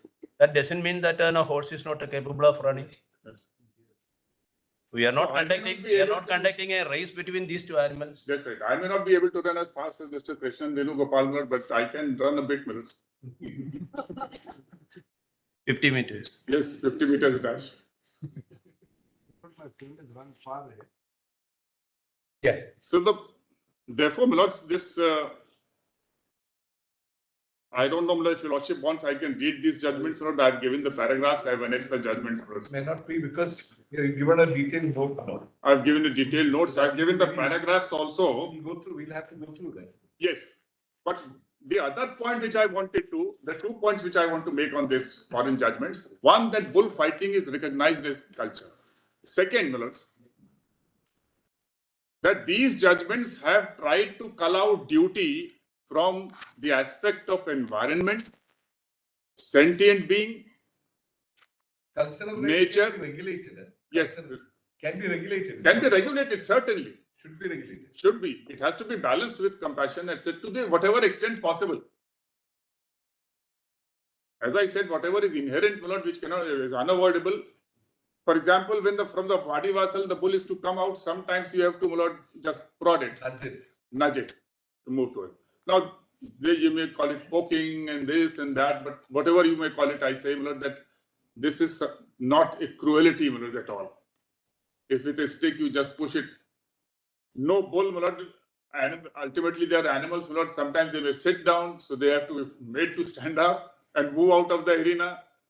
So all that limited minor things can happen, but yes, no Necessary pain theory. necessary pain.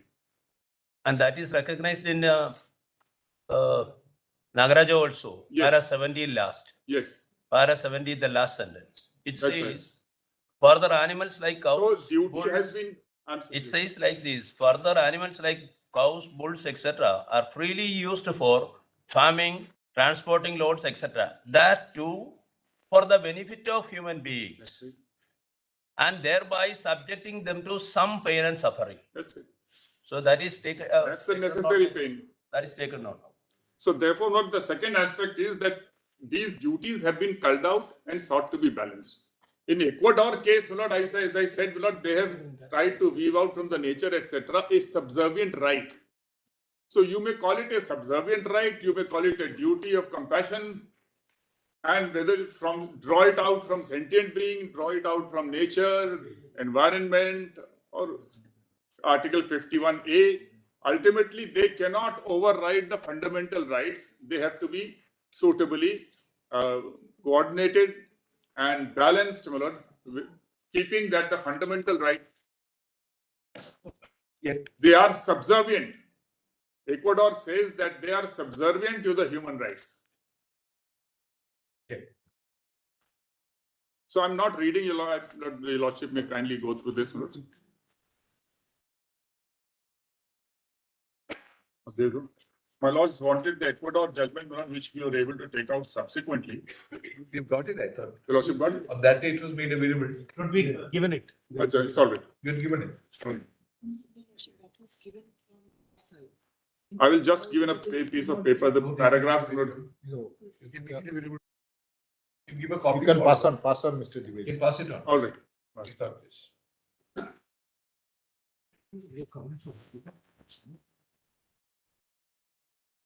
You have it now. Yes.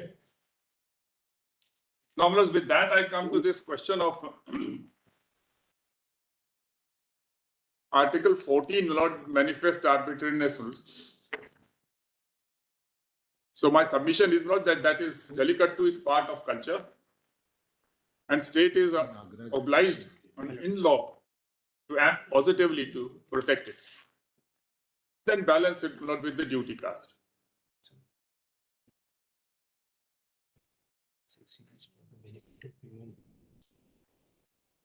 Now, page 22, my lord, is where I deal with this. One aspect may be noted, my lord, that the question which has been framed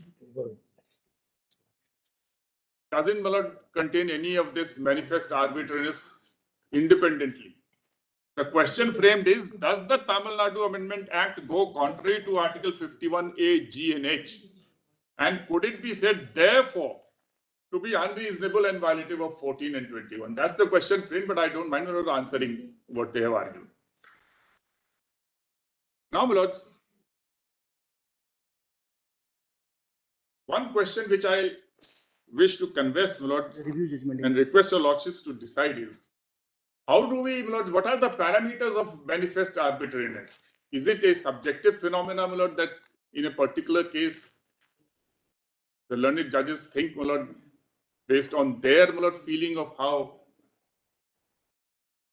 it should be, and then, my lord, we decide that it is contrary to that conception, and hence, my lord, manifestly arbitrary?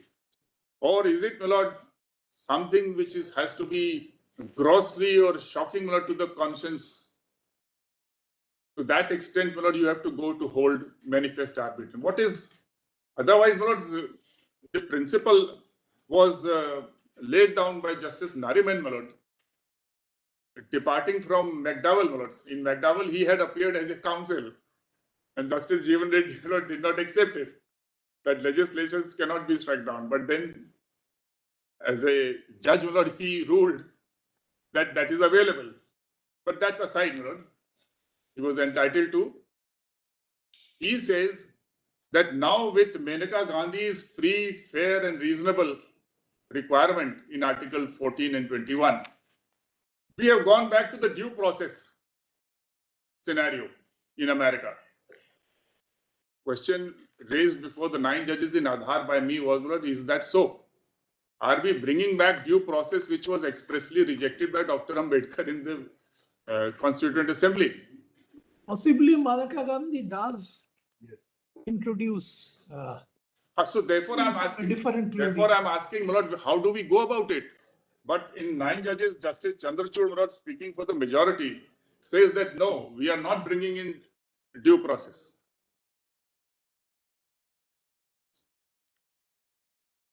And if your lordship may just note paragraph 290, the judgment is 2017, volume 10 SCC, page 1. Para 290 to 296.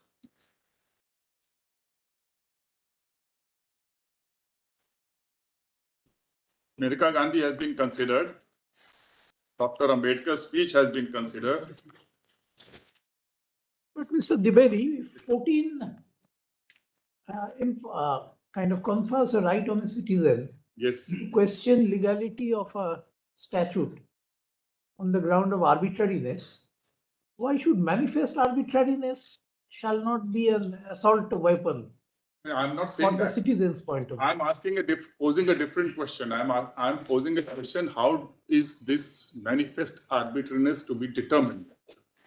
Of course, case to case. One answer is that we know it when we see it. But the point is, my lord, your lordships have to declare the law for the nation, my lords.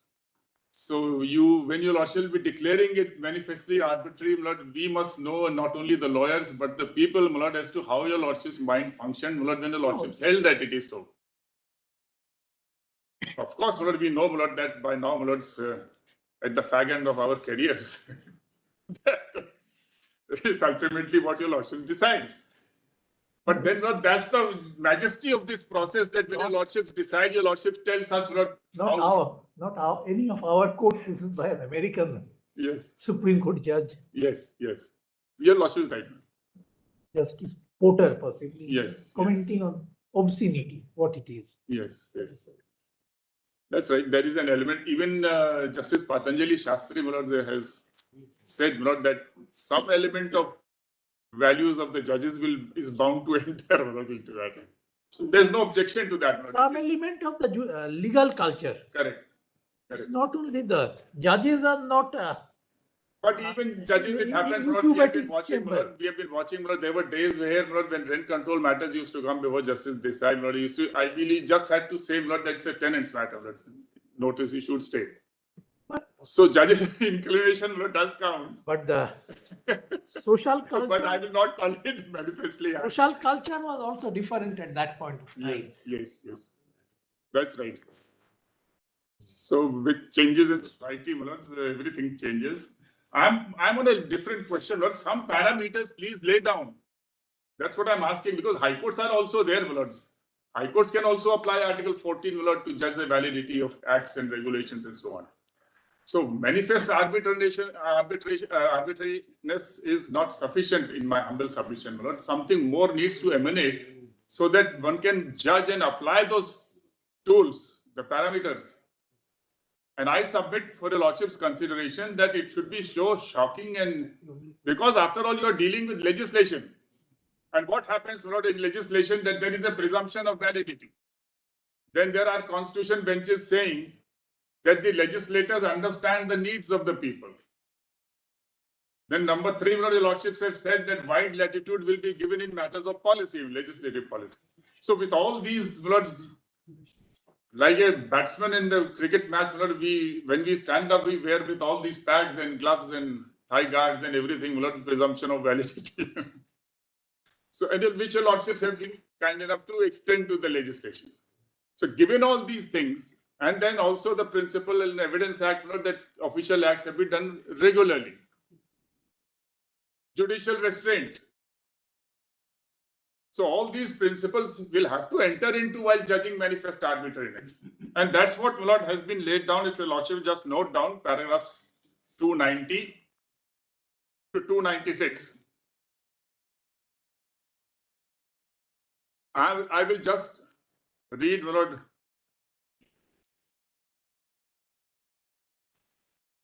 from 292.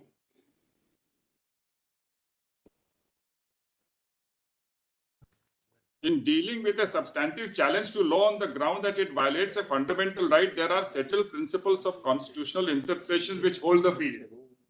The first is the presumption of constitutionality. I'm sorry, my justice has got it. Page 495, bottom 292.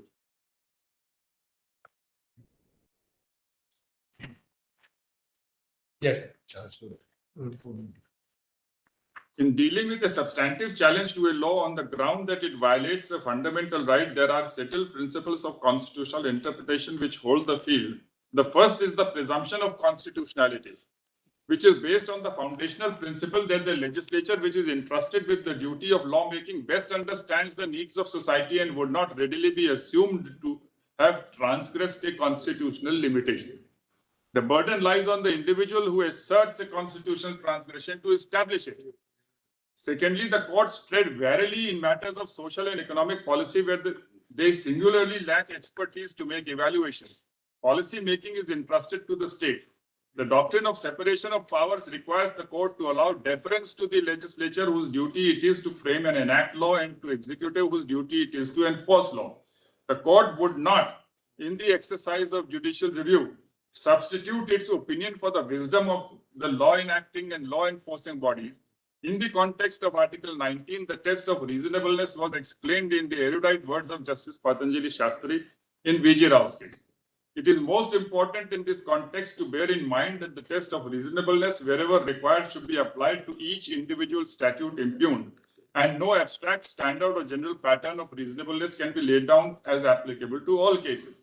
The nature of the right to have been infringed, the underlying purpose of the restrictions imposed, the extent and urgency of the evil sought to be remedied, disproportion of the imposition, the prevailing conditions at the time should all enter into the judicial verdict. In evaluating such elusive factors and forming their own conception of what is reasonable in all the circumstances of a given case, it is inevitable that social philosophy and the scale of values of the judges participating in the decision should play an important part. And the limit of their interference with legislative judgment in such cases can only be dictated by their sense of responsibility and self-restraint.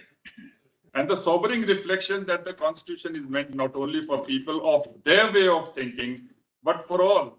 And the majority of elected representatives of the people have been authorizing the imposition of restrictions imposed, considered them to be reasonable. The court, in the exercise of its power of judicial review, is unquestionably vested with constitutional power to adjudicate upon the validity of law.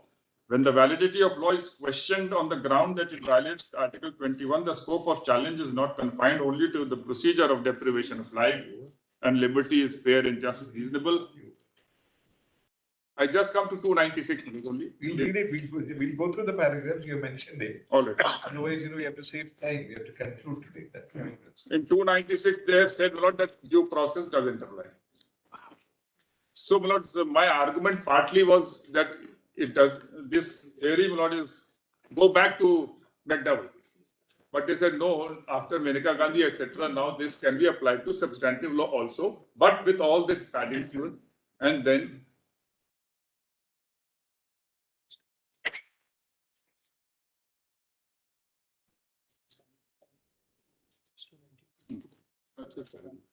now, Lord, the other thing.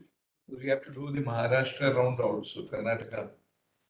So, the learned solicitor is dealing with it, Lord. He said he'll take half an hour. That's it. Mr. Rohtagi will take half an hour. So, we'll finish by not beyond 3 minutes. That's it.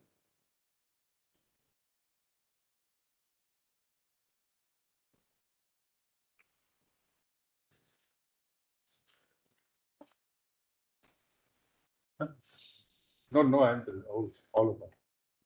I'm trying to finish before lunch. Yeah. Now, let's say at page 23, I have set out judgments which show that merely on the basis of Article 51A, you cannot strike down a law.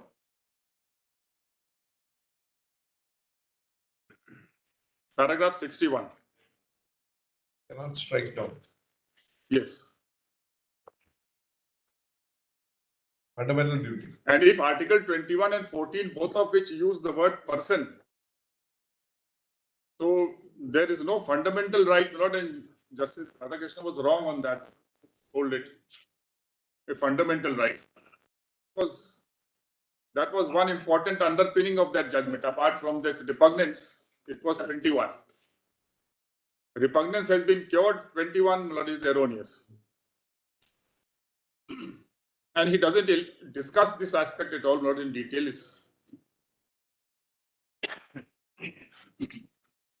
So again, Lord, I am not reading those judgments. You also will see, Lord. It is one thing to use 51A for interpreting or for balancing at the utmost. But by itself, it cannot be used. For example, directive principles cannot be used by itself. Otherwise, everybody would be asking for a mandamus to impose prohibition or something because they don't want it.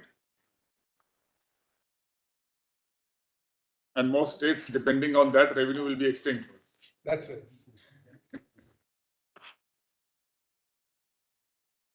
So, my lord, skipping that, now I come straight away, my lord, the question of finding of fact, my lord, argument. That is sought to be overruled. My first response to that is,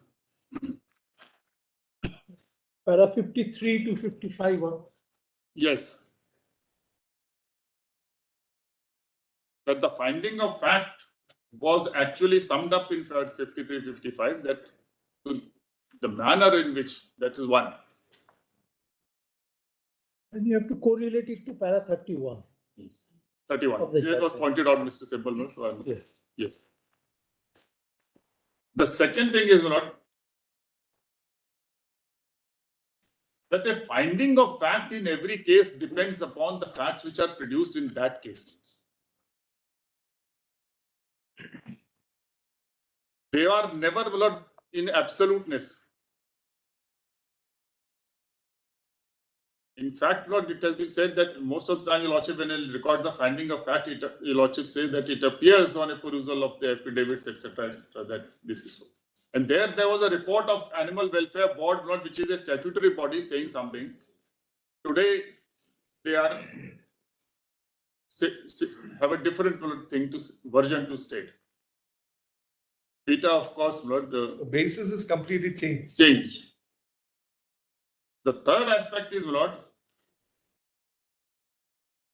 that the finding of fact has had two parts. The first part was that there is cruelty being practiced. And in 2 or 3 paragraphs in great details, Lord, from the affidavit of the board, it was recorded. The other part of the finding of fact was that because of his anatomical behavior, nature, and behavioral nature, and they being fearful, inherently. So my answer is not that the second part is being taken care of by 11.1 read with the rules.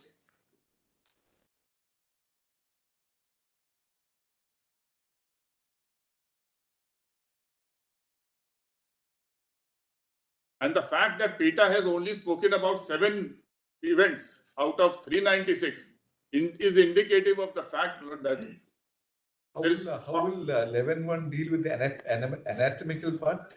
no second part, Second part. cruelty part. That is the first part. You said first. Oh, I'm sorry, I stand corrected. The first part of cruelty has been dealt with by 11.1 is preserved, except to the extent Jallikattu it is inherent. The second part about inherent, that is taken care of by the exemption. Yeah.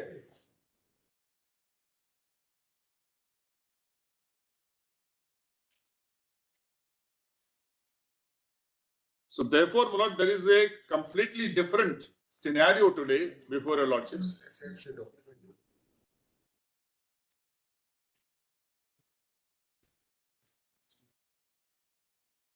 And in fact, Lord, the judgment of Tamil Nadu versus Kerala in para 155, that is 2014-12 SCC 696.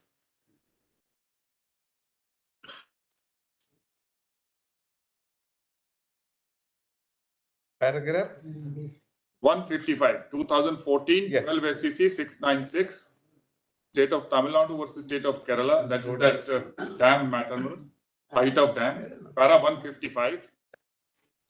That supports our case because it's expressly said that if the circumstances have changed, then a review can be sought. So I have dealt with this not in page 29 to 31 of my note. And then comes not the aspect of this non-retrogression. Mr. Dwivedi, Yes, you see the circumstances change. If you just go back to para 18 of Nagraj, yes, because you see what they said is they try to run away from the arena, the bulls, but they can't do it because the arena is completely closed. But we are getting a situation here from the chart that has been, the picture that has been given, Yes. is that they go on to the, after the holding arena, then the running arena, and there is open space. Collection point. So there is no enclosed, totally enclosed arena, Yes. where this particular paragraph 18, perhaps there is a bit of a misunderstanding then. That's right. I'm grateful for pointing this out. Nurse.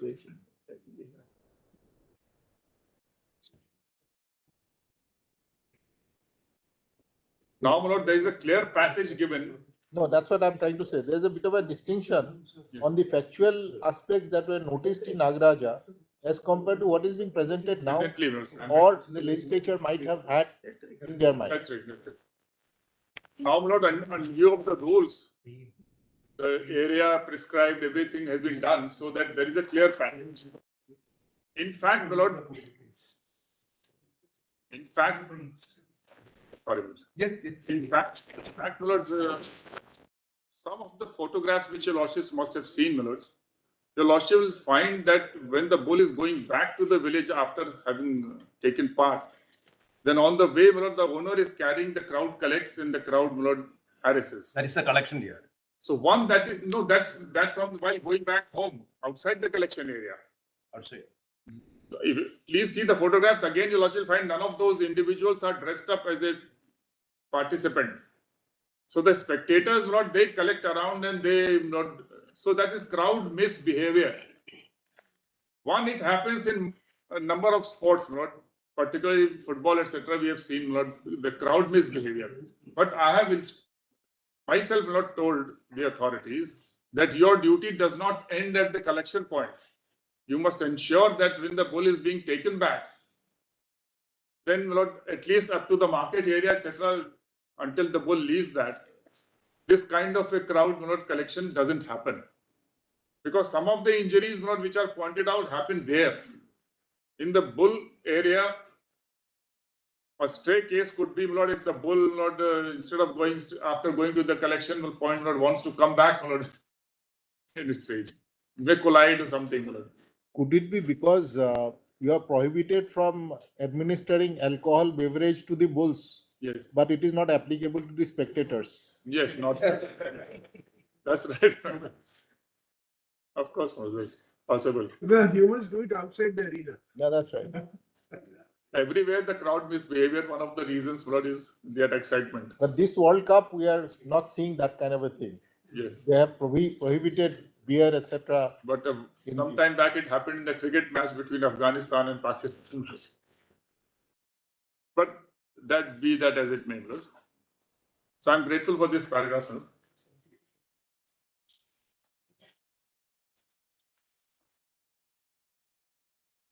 So, Lord, one, the basis of the previous judgment has been cured by taking care of, by taking the route of 254 and having the assent.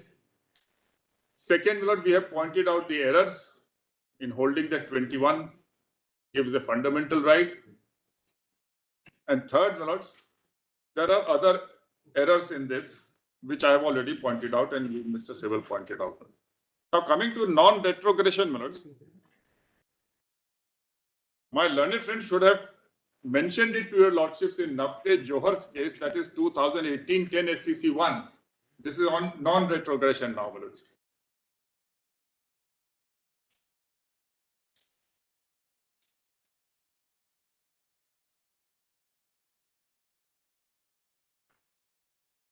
A paragraph was read, Lord, from Justice Deepak Mishra's judgment.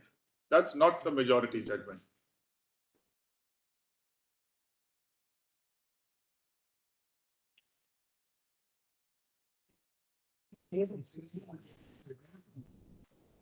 Justice Chandrachud and Justice Nariman don't refer to that.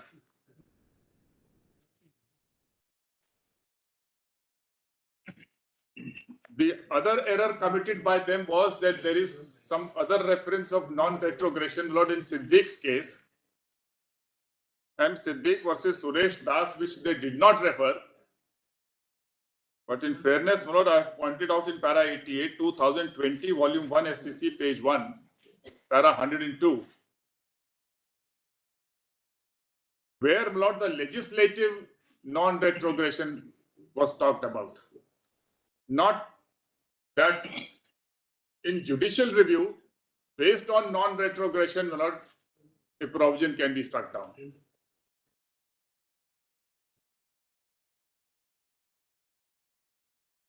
You shall recollect in places of worship act, my lord, it has been said, my lord, that 15th August is the deadline cut-off date. The character as on that date will be maintained. It's challenged, but that's a different thing. So in this judgment, my lord, while dealing with that Ayodhya matter, this court talked about legislative non-retrogression. Because the law is saying, not the court is saying. Apart from these two judgments, there are no judgments where this court has applied the doctrine of non-retrogression. It is a doctrine, my lord, which is not yet firmly rooted in US. The US court itself it had applied this doctrine in the context of race cases. For example, that you have abolished segregation. Now you can't go back. But that is not directly connected to the equality clause. So this is a constitutional provision which they style it as non-retrogression to prevent the legislature from going back after conceding a right, valuable right. So they were mostly race cases or voting right cases, that if you have granted not a voting right to citizens up to 18 or 21, now if you want to go back. So, but it has received lot of criticism. I have annexed one such in para 86. The Lordship may note, Lord, in para 86, I have annexed.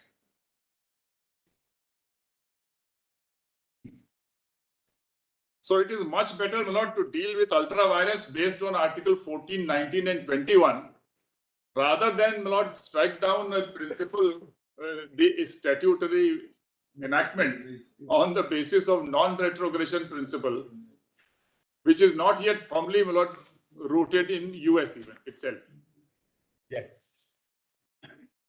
It happens, my lord, it's very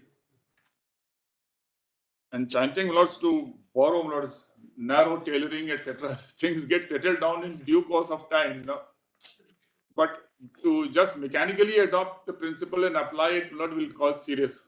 So every time our legislatures are having plenary powers, they can legislate prospectively and retrospectively both, my lords, subject to the constitutional fundamental rights. So therefore, to say that there can't be retrogression, and lastly, in our case, no retrogression is involved. Until 2014, my lord, Jallikattu was being conducted.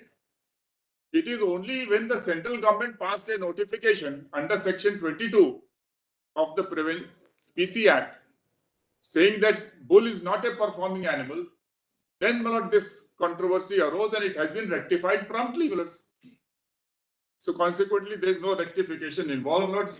And at the end of the day, my lord, the lordships, my Lord Justice Joseph, my lord, wanted me to respond to that classification.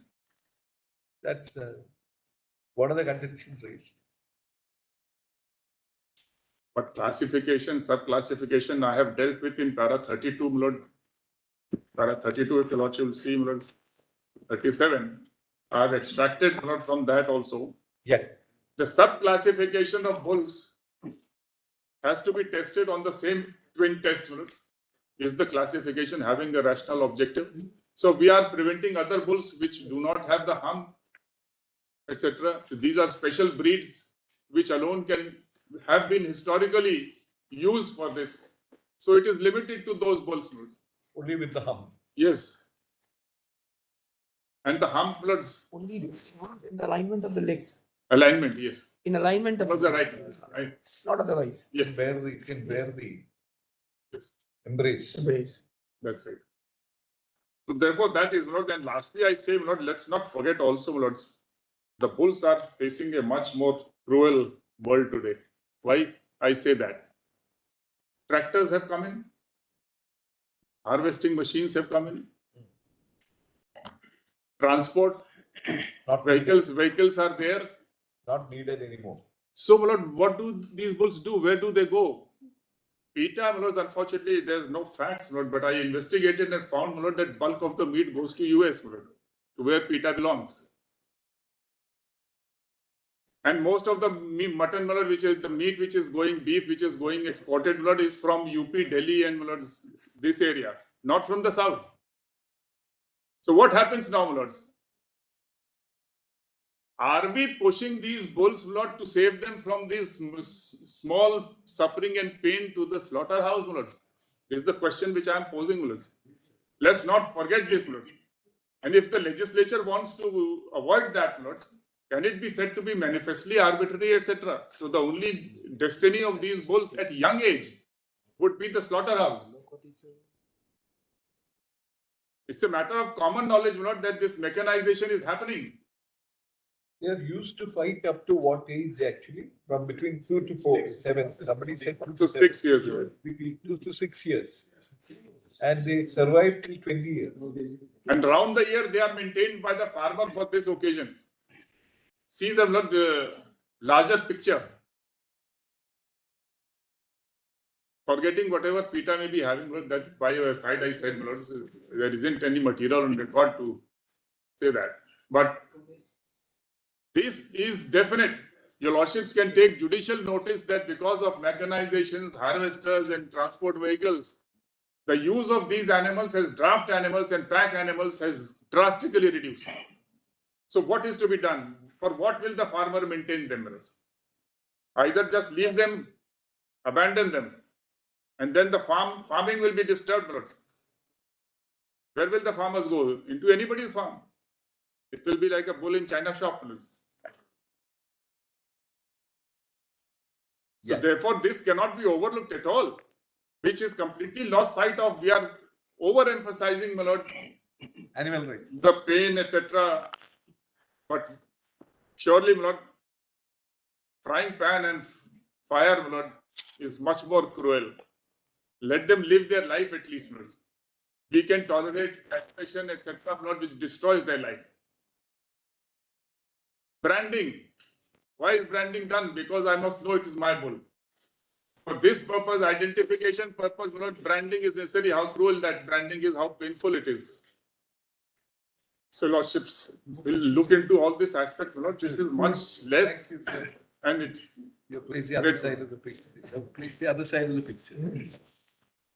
Competing participants are farmers, miners, as well as bull owners. Kindly hear us out. You have to conclude by 3. All that we are saying is whatever the reply will be concluded today. The space will be reserved today. Isn't it? After solicitor argues, you will have 5-10 minutes. No, see, whatever is said, that is taken. We will not You don't have to we repeat will not- again and again. There's we- no we- certain we- number of- Give us some time tomorrow, maybe short time. Today. Blood. We are just completed.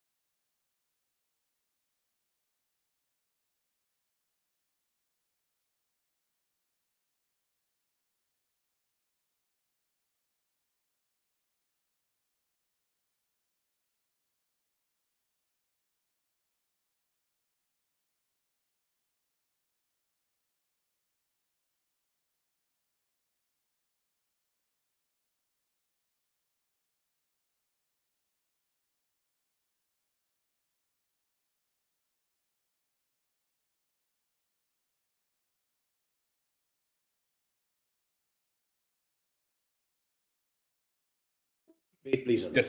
Lord, I appear for the central government. Yeah. And also for state of Maharashtra. Oh, you're I'll- doing the yes. Maharashtra also. But my lord. Yeah. Argue. But I'm not going to repeat any of the submissions already made. And so far as the central government is concerned, my lord, I know the limited role which the central government would have in facts of the case. Therefore, my lord, the time limit fixed by my predecessor, Mr. Trivedi, for me, my lord, I'll abide by. Lord, kindly have a look at, my lord, just for my satisfaction, section 11.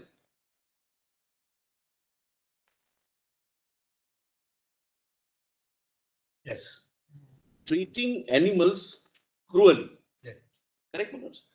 Lord, my learned senior, my lord, Mr. Sibal has taken your lordship through the entire scheme. But please come to 3. 3 carves out an exception. Correct. And series of exceptions are there, my lord. The dehorning of cattle, destruction of stray dogs, Yeah. extermination or destruction of any animal, any matter dealt with in chapter 4, or my lord, E. The commission or omission of any act in the course of the destruction or preparation of destruction of any animal as food for mankind, unless such destruction or preparation was accompanied by infliction of, please note, unnecessary pain or suffering. Your lordships were also taken through section 28. Broadly, the act provides for 2 things. A, no cruelty. B, even if there is an act which may involve cruelty, no unnecessary pain or suffering, and the statute, the legislative scheme, goes to the extent of permitting not just cruelty but killing, either for food or for sacrifice or, my lord, any other purposes your lordships have seen. So the limited purpose, my lord, within which your lordships may consider exercising judicial review is when the state legislature enacts an enactment carving out yet another exception. Would it per se be repugnant?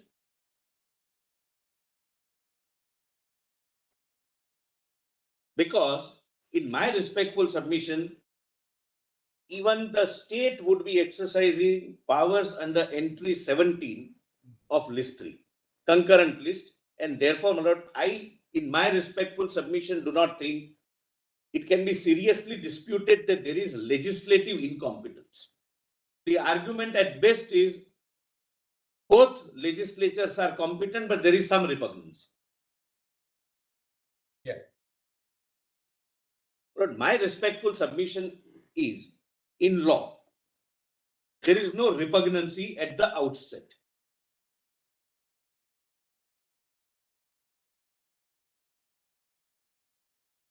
Because it is only carving out one more exception with the very same condition which the statute stipulates. Can you see there is no repugnancy? No, there is no repugnancy would be, my lord. That's something which the parent act says and the state act says something contrary to it. Lord, I'm coming to that. Lord, irreconcilable repugnancy is the only test your lordships have considered to set aside. Ancillary encroachment also is permissible, my lords. No, but the state amendments, Yes, my lords. in their own right, they would be repugnant. That is why the assent was sought. I'm conscious of that. We may not travel into the part whether there is any repugnancy or not.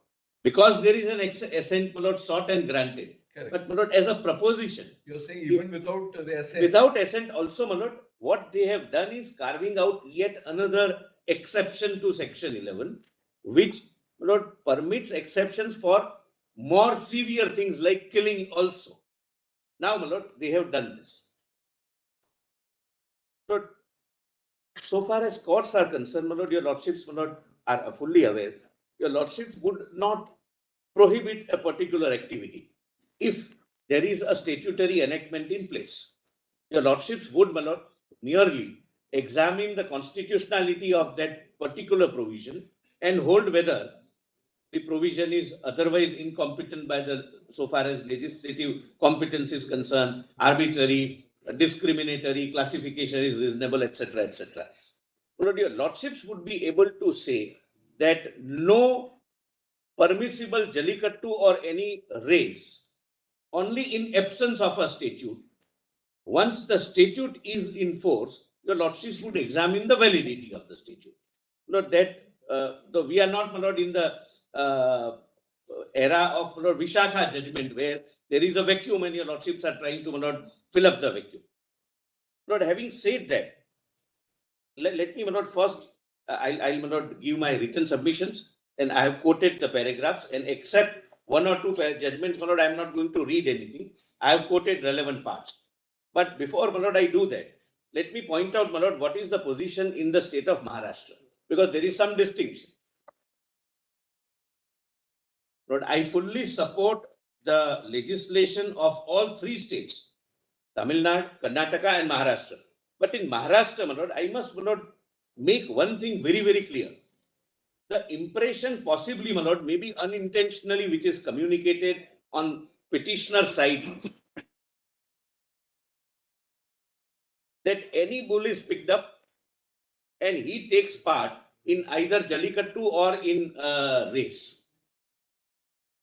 My lord, nobody has challenged, my lord, and kindly, my lord, allow me to, my lord, develop this a little, my lord, in detail. We have horse races. Any horse doesn't participate in derby or any other race. There is a special breed. The breeding takes place, the training takes place, taking care is a separate care taken, veterinary care is taken, and practice takes place. And that is what, my lord, happens in the state of Maharashtra. The bulls which are participating only in racing, there is no human element. Bulls are trained. Bulls are being trained. Lord, there is a separate breed. They are not deployed in agricultural activity or as a transport. Like, my lord, a race running horse will not be in, my lord, a horse carriage. There is a pleading for that. Lord, I'll show that. I'll show that. Pleading is there. Yes, sir. Pleadings are there. Lord, we in the state of Maharashtra constituted an expert committee, and there is an elaborate, detailed report on this, which we have placed on record at the relevant point of time. What happens is, this special breed, specially trained and protected for that, Lord, they run the race. The general racing arena is 200 to 300 meters, but the law permits maximum 1,000 meters. Not more than that. 1 kilometer. 1 kilometer. That's the maximum permissible, but generally the practice is 2 to 400, my lord, I will say, to be on the safer side, which, my lord, is completed within 20 seconds. Because the expert committee says bulls do run. My lord, my lord, it is sufficiently, my lord, elaborated before your lordships in Nagaraja judgment, my lord, several presumptions, my lord, possibly may not have any factual foundation, that bulls are basically by nature not running, flight and fight, my lord, etc., etc. My lord, there are experts which have gone into. Kindly, my lord, now have, my lord, that expert report. My lord, your lordships would find that in volume 2. Well, there is a separate volume, my lord. Take it. There is a separate volume, my lord, or volume 6. Convenience compilation. Lord, can I hand over separately? Separately, that's better. Don't take it that I am doing it for the first time. It is already on record. This is only for convenience. Green. And, my lord, obviously, I will not read the detailed report. I will just point out, my lord, what they have considered and what are the conclusions drawn. Please see, my lord, report on running ability of bulls. My lord, kindly come to the index, the contents. and 5. Your Lordship gets one of the contents. Yes. Yeah. 5. Bull race, custom and tradition in Maharashtra. They trace it, they collect the evidence, and they record their findings.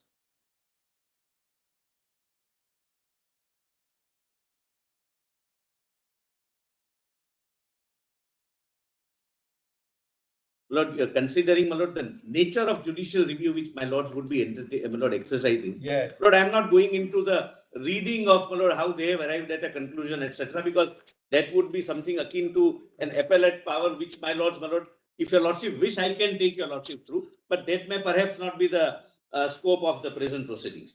Then, my Lord, 6, recognized native breeds of bovine and equine species of India, then types of bull cart races or events in Maharashtra, bull races in other countries, races of other animals, domestication of cattle, comparative anatomy of horse and bull. Look, they've gone into this. These are all, my Lord, experts in the veterinary and their respective zoology field. Stress response and adaptation in animals, comparison of flight and fight response in bulls and horses. Lord, so far your Lordships, my Lord, were only informed. Now your Lordships have a report of experts on this. Biochemical and physiological adaptation to training, exercise and running. Summary and opinion of the committee. Your Lordships, my Lord, kindly go through. They have gone into in-depth, my Lord, analysis is done. And, my Lord, if your Lordship, my Lord, see, my Lord, say, for example, page 20, the draught bull and race bull, they are different. The breed is different. The breeding takes place separately. My Lord, the last year I am told, the best bull of this breed who participates in racing was sold for 31 lakhs. These are not, my Lord, bulls which are employed in agricultural operation or for carriage of goods. They are like race horses. They are used only as race bulls. Yeah.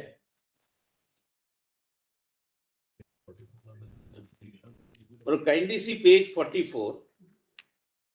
Native breeds of bulls in Maharashtra. My Lord, all bulls, my Lord, are considered by them. My Lord, I am not going into it. And, my Lord, they decide, my Lord, that this is the category of bull which needs. And your Lordships would find page 53. This is the race which takes place. Page 53. Yeah. Your Lordship has, my Lord, the photograph.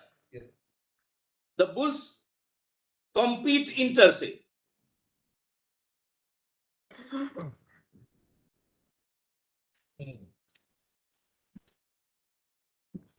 Lord, why, my Lord, I'm showing this.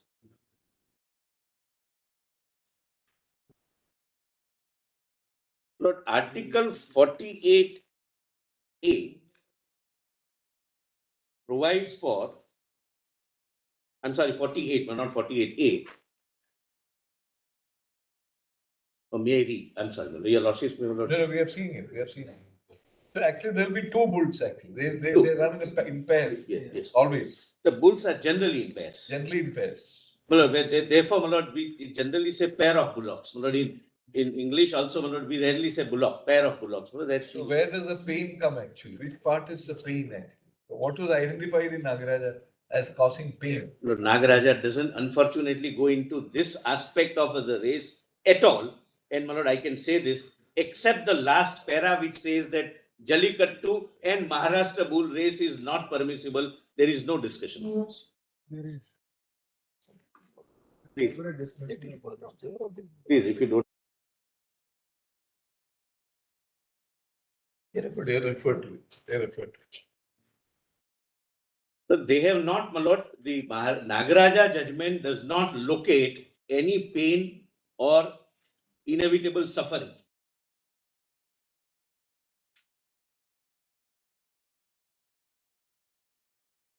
Lord, if your Lordship would like to see para 25 of the Nagaraja, my Lord, judgment. That's okay. We That's have seen that. We have seen your that. Lordships have seen that. We have seen that. So, my Lord, thereafter, my Lord, the study takes place in 2018. Yes. Whatever was the basis or foundation or lack of it, my lord, in Nagaraja was removed by the state legislature. Whose you have removed and what is the basis? What did Yes, you my do? lord, there was an act of parliament, act of the legislature, Correct. my lord, which is, my lord, similar to Tamil Nadu. Correct. But then what did you do to remove I mean, what was found? That's why we asked you, what is it found painful? In Nagaraja, the Nagaraja doesn't. Tamil Nadu, the rules have been completely changed. Lord, kindly see, my lord. What was Nagaraja, brought about in that? Lord, can I read Nagaraja page 25? So far as this race is concerned, Lord, there is no pain location, my lord, location of pain. Lord, I'll just, my lord, allow me to read page 25, para 25.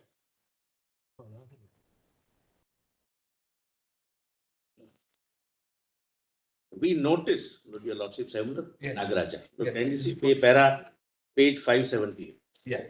2014, 14.7. Page 25. I'm sorry, page 578. It's on 14. 14.7. 14, 47.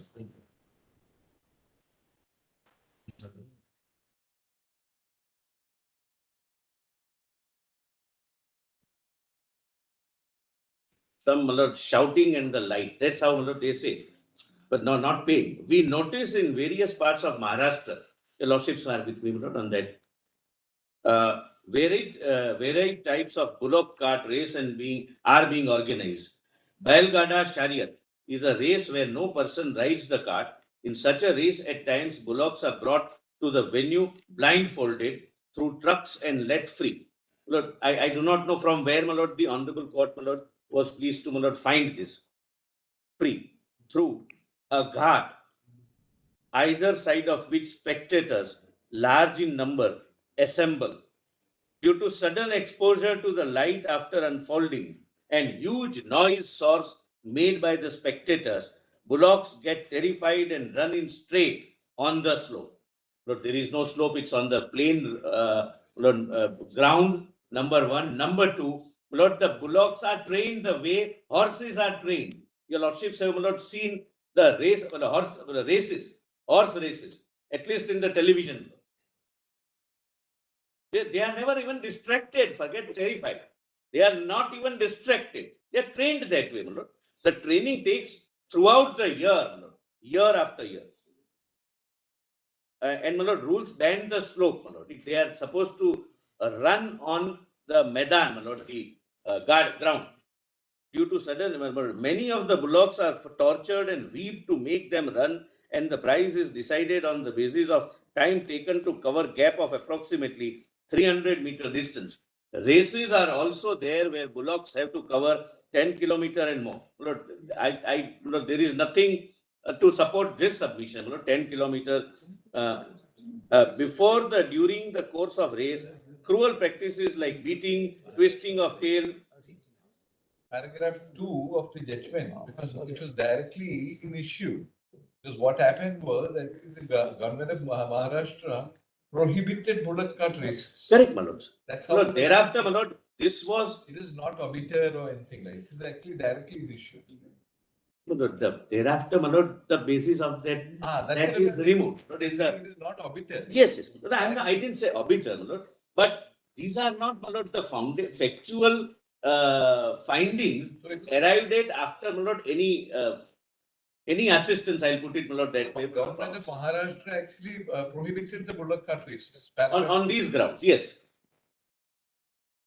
Para 2, your lordships are right. Yes. The 24th of August 2011. But it doesn't say they prohibited on the ground that there is some pain or there is some tail twisting, etc., etc.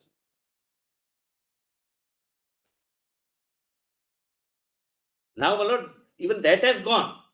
Your lordships, my lord, are reading Nagaraja in a separate regime. I don't wish to, my lord, repeat what is already argued. Now, we have a separate regime, validity of which is in question before. Correct. Now, my lord, see, my lord, the Act. Volume 6, my lord. Let us see the act. Of the convenience compilation, volume 6. We wanted these acts. Standalone. It put in my written note, we can read from there. All acts, yeah, I think someone who is common to all can do that. Yes, Your lordship wanted the amending acts, yes. but that's already part of the compilation and given your No, lordship. if it is not there, my lord, we will ensure that the compilation is. Now there are compilations of compilation. Lord, I've given your lordship a chart with the relevant provisions culled out of all the acts that are given separately. I can supply fresh copies that are given in my slides. No, my lord, there, my learned friend is right, Mr. Luthra is right. There is a my lord, convenience compilation of documents, volume 1. Apart from this, Mr. Mehta, I've culled out I've given you, we'll get another copy, just culled out the relevant provisions of each amending act. Along with the chart that was given, I'll give fresh copies. for convenience. Your lordships have, my lord, this convenience We'll compilation. get that.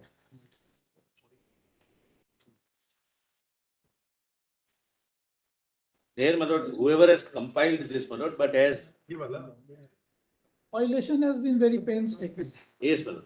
No, they have given, my lord, even Mr. notification. Mehta, it was given like this, but I'd given it in writ petition civil 24. Anyway, the double compliments, but even the first one was very good. Mr. Mehta, it's a rare day. I will remember this. And Yes, yes. So kindly come to, my lord, page 141 of the convenience compilation. 141. So this is really wider. This encompasses wider.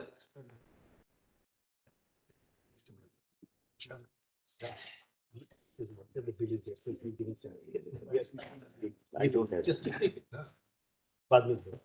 Yes. Yes, my lord. First,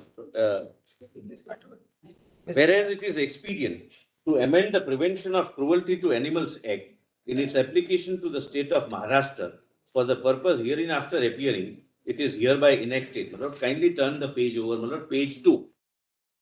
Bullock cart race is defined.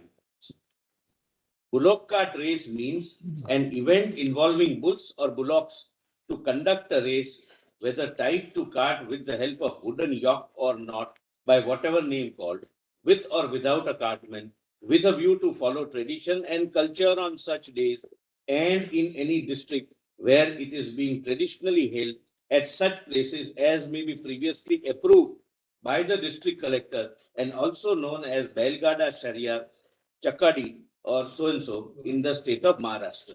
So, my lord, first of all, define.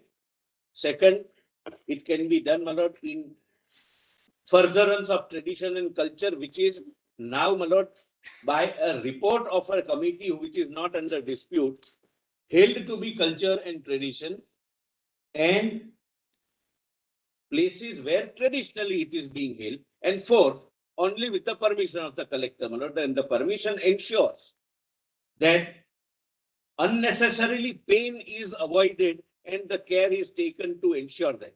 Now kindly see 3. Notwithstanding anything contained in subsection. I'm sorry, my lord, your lordship. See, one thing in fact we would like to point out is paragraph 29 and 30 of Nagaraja. The state of Maharashtra issued a corrigendum on 12/9/2011 and later on 24/2012 imposed a total prohibition. Now the state of Maharashtra, the High Court actually upheld that ban. Yes. Somebody else challenged it. Yes. And then paragraph 30, if you read, we have already indicated that Maharashtra has accepted the judgment of the High Court and the decision. So, unlike in Tamil Nadu, where cultural and they were siding always with the people there, the government actually imposed a ban. But the government. So we are just pointing it out. Yes, but that's never perennial. Mr. Mehta, that's why this paragraph 25 was a statement of fact by the government of Maharashtra before the court. Doesn't appear to be, my lord. I'll not join issue. No, My lord, your lordships were given several statements and of there was, facts, my lord. you don't know, You and cannot. there was a complete ban imposed by the state of Maharashtra. Lord, I do And not that know was whether. a question raised before the court. Court upheld that ban, review was dismissed, and then the SLP was there. So the government was defending its action of putting a complete ban Correct, my to lord. have bullock carts over there. Correct, my lords, but thereafter, my lord, this new regime. My lord, ban is never perennial. No, you are asking us The that facts how it came about. 25 must be a fact which the government of Maharashtra must have put in place before the court. Yes. Appears to be subject to what Mr. Mehta has to say. So where is your law? You want to, just in perspective, how it is done. Yes, my lord. Where is the law at what page? Find here. You have some.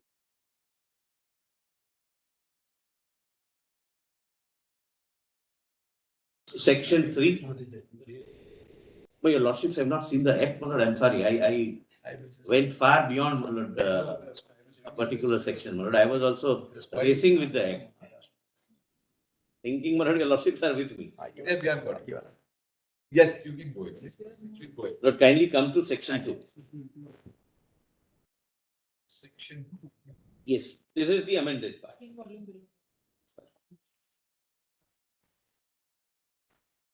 Bullock cart race, your lordship gets one. Yeah.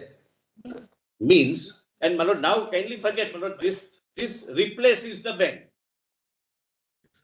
Correct, my lord, this replaces the ban. And after, my lord, expert committee going into it and recording the findings which are not under challenge. Bullock cart race means an event involving bulls or bullocks to conduct a race, whether tied to cart with the help of wooden yoke or not, by whatever name called, with or without a cartman, with a view to, please mark, follow tradition and culture on such days and in any district where it is being traditionally held at such places as may be previously approved by the district collector. Lord, checks and balances, the safety mechanism inbuilt, and also known as Belgada Sharia, Chakdi, and Shankarpat in the state of Maharashtra. Now, my lord, section 3. Lord, please see insertion of subsection 2. Notwithstanding anything contained in subsection 1, the bullock cart race may be conducted with the prior permission of the collector, subject to the condition that no pain or suffering as envisaged by or under the act is caused to the animal by any person or persons in charge of the animal used to conduct bullock cart race, and subject to such other conditions as may be prescribed by rules under section 38B by the state government. This is what, my lord, section 11, subsection 3 requires. No pain or suffering, my lord, which is introduced.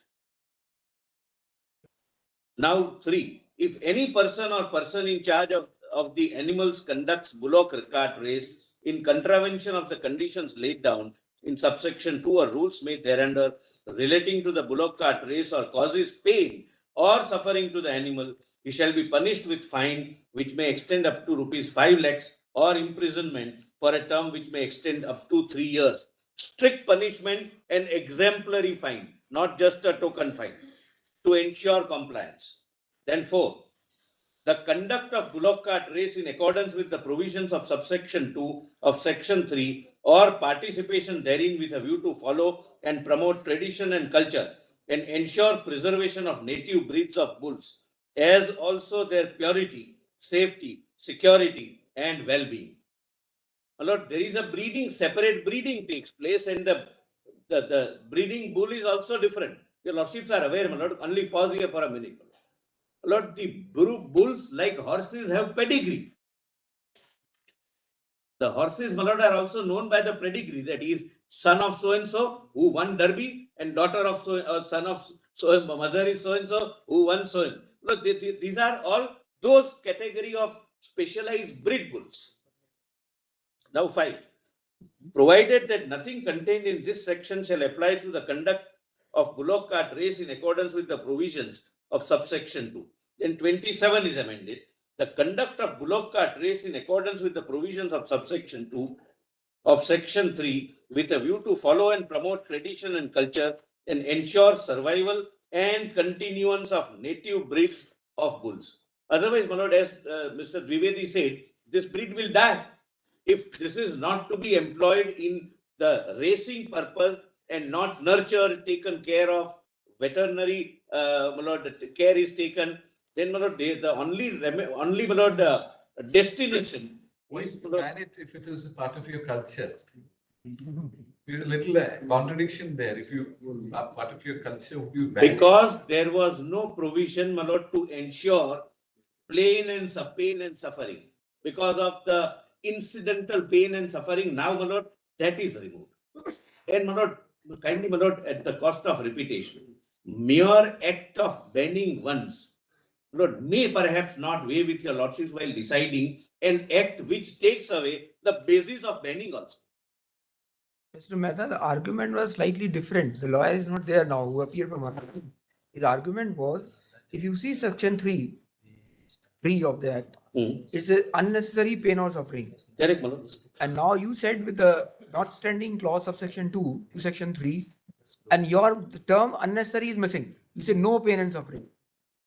The word unnecessary in subsection 2 Kindly, my lord. or in the later part, the hammer in the substantive act is unnecessary, which the Tamil Nadu has taken a brief of the term unnecessary. But the term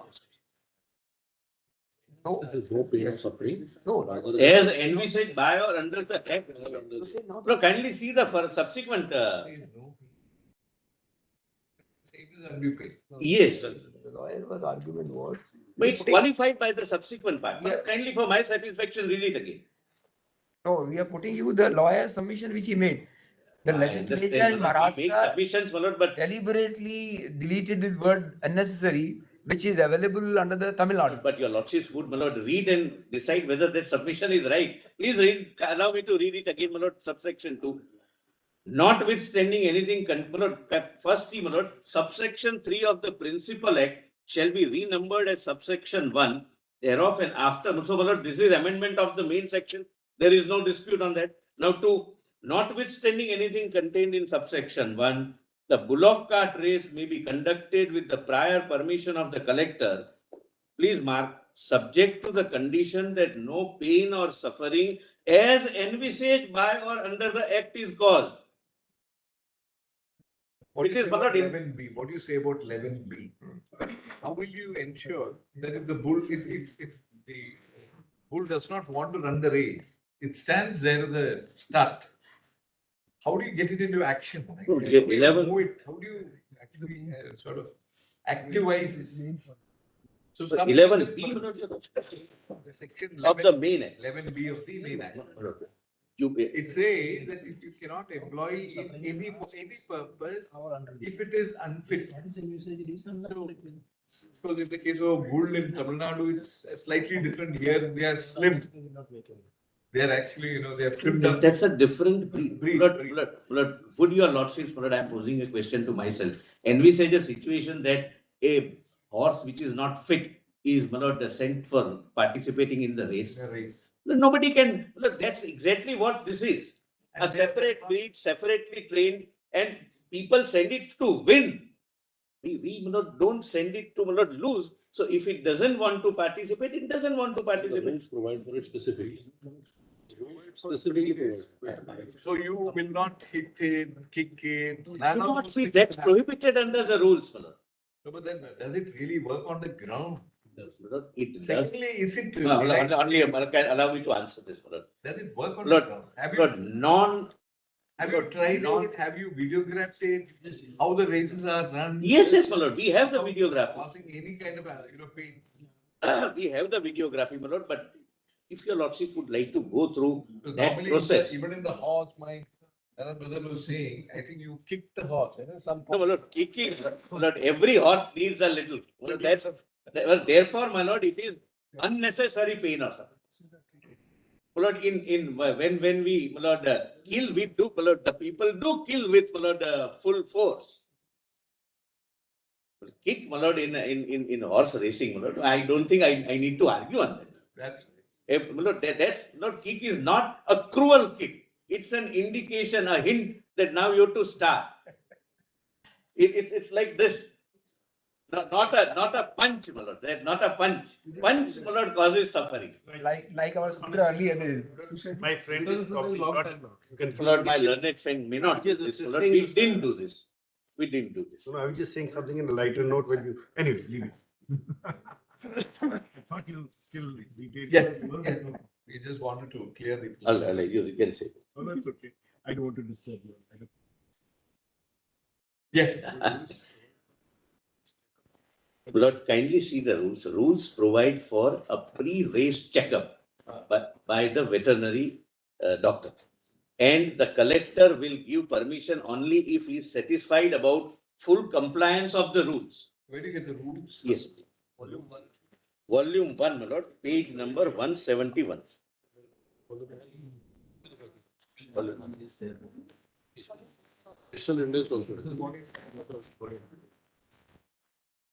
Lord, your lordships are aware, my lord, I need not elaborate on that. Possibility of a breach of law may not be a ground to declare the law to be bad.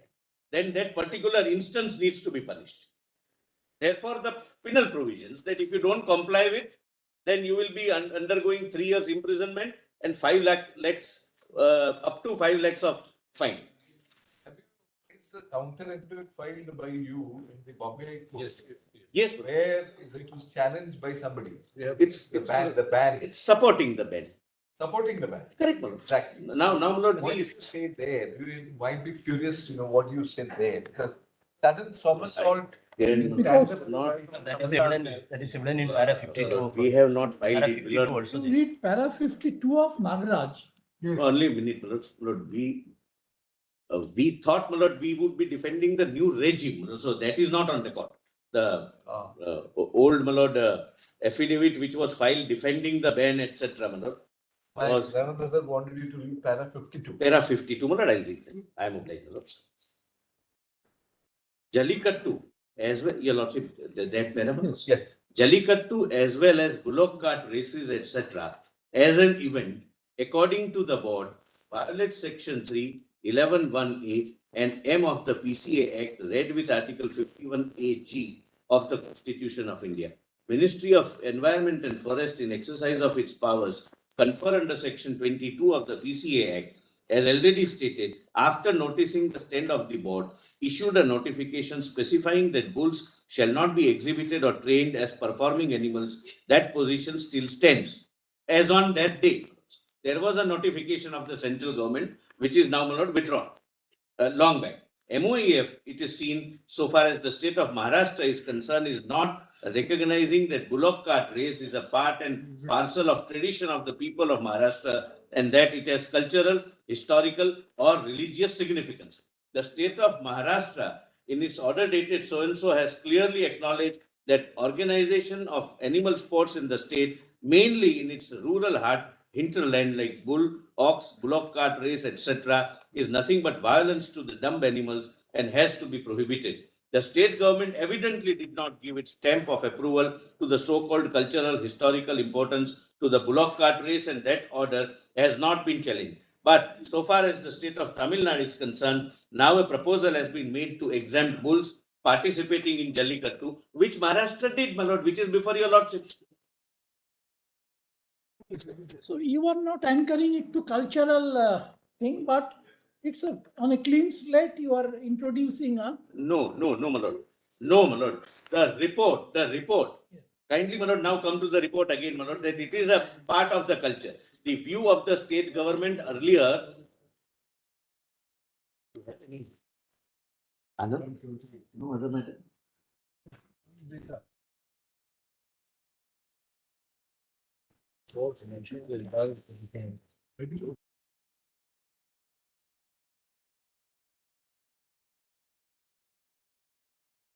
Kindly come to, my lord, page 31, the report, my lord. My lord, the government of the day, my lord, whenever they thought, my lord, that this may not be a part of the culture. But ultimately, my lord, how we establish, your lordship's question to Mr. Dwivedi was right, that on what basis you establish that it is a part of the culture and tradition.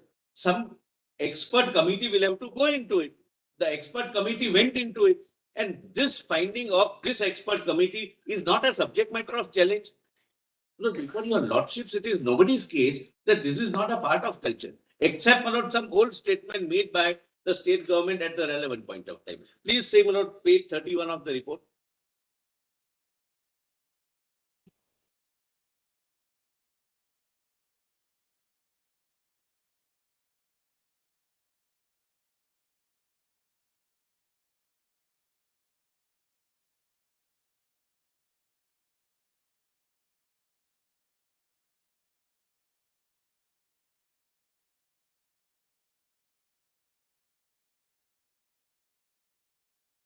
Your lordship's to our advantage, but your lordship's mic is on. I don't know about you would have heard what. No, my lord, not fully. My lord. Why this matter has come here? It should have been dealt with by in the Bombay High Court. I know. That's what That's what one of your lordships were saying, but when I realized that your lordships are audible, I thought it to be my That's duty right, to point out, my lord, that some privileged communication may not be heard. My lord. My lord, there are books, my lord, and I'll place it. I'm not going to read it. In Tamil Nadu, Lord, this tradition is, my lord, thousands of years back. And one of the author of the book is one of the petitioners, I'm told. Lord, it's my lord, nobody's case that it's not a part of culture. It's not a part of, my lord, custom. The only argument, my lord, essentially is that there is some pain, whether you have taken care of it by way of statutory mechanism, and if that is repugnant, whether there is any assent. Assent is also not under challenge. Arguments are essentially based more on compassion than on law.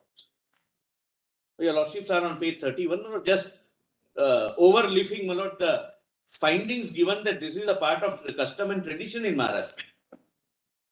And this is, my lord, post Nagaraja judgment and post ban and post, my lord, affidavit filed by one officer that this is not a part of the culture. Look, this dates back to Harappa civilization. My lord, as a matter of fact, my lord, forget the race. The relationship between human and bulls dates back to Harappa civilization.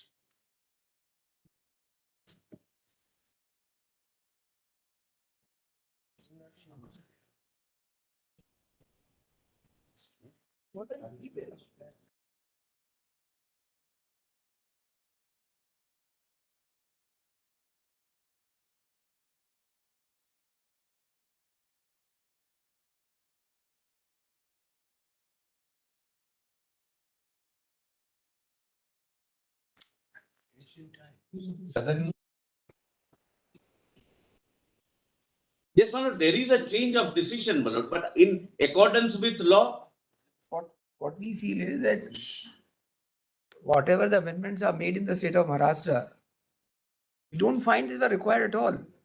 Because no substantive changes are made except you put the bullock cart as one of the prominents to show that what is the role of why we want bullock cart to be introduced in the state of Maharashtra. What we feel is that in like of Tamil Nadu, whatever the amendments were made, followed with the relevant rules, the same practice was followed in the manner of putting bullock cart in place of Jallikattu, whatever the thing is, in state of Maharashtra, and the corresponding rules were made. Otherwise, you will see back to the amendments in the Maharashtra here, except you put bullock cart as such. What additional you have said? Nothing.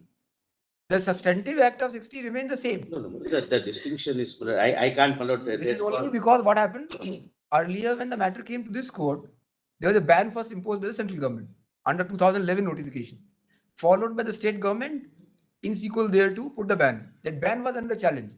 So state and the central government were defending their ban under the Act of 60 itself. Now this matter traveled to this court, your affidavits were because of these good reasons we have put a ban. And that was upheld. Para 3025 which you read is in reference to the stand of the state government before this court. Correct, but now you made an amendment of 2017 and then you said new regime. No. Also, they said that it was not part of the culture. There your stand was. I can't reply. No, I can't. I'm sorry. Lord, if your lordship thinks, Lord considers that once a ban, even expert committee cannot be relied upon, my lord, matter ends. There was a ban, some officer did say it's not a part of the culture. Thereafter, a committee is appointed. I'm trying to show to your lordships the committee report on my lord, how it is part of tradition and culture. Give us the rules. Give us the rules. My lord, kindly allow me, my lord, to show, my lord, how it is a bald assertion vis-a-vis, my lord, subsequent going into the facts. Where are the rules? Yes. Page 150. Page 170. 151. 170, my lord, of Volume 1. Compilation document, convenience compilation. 170. 170. 170. Take 157. Yes, One take the seventy. same pin 157.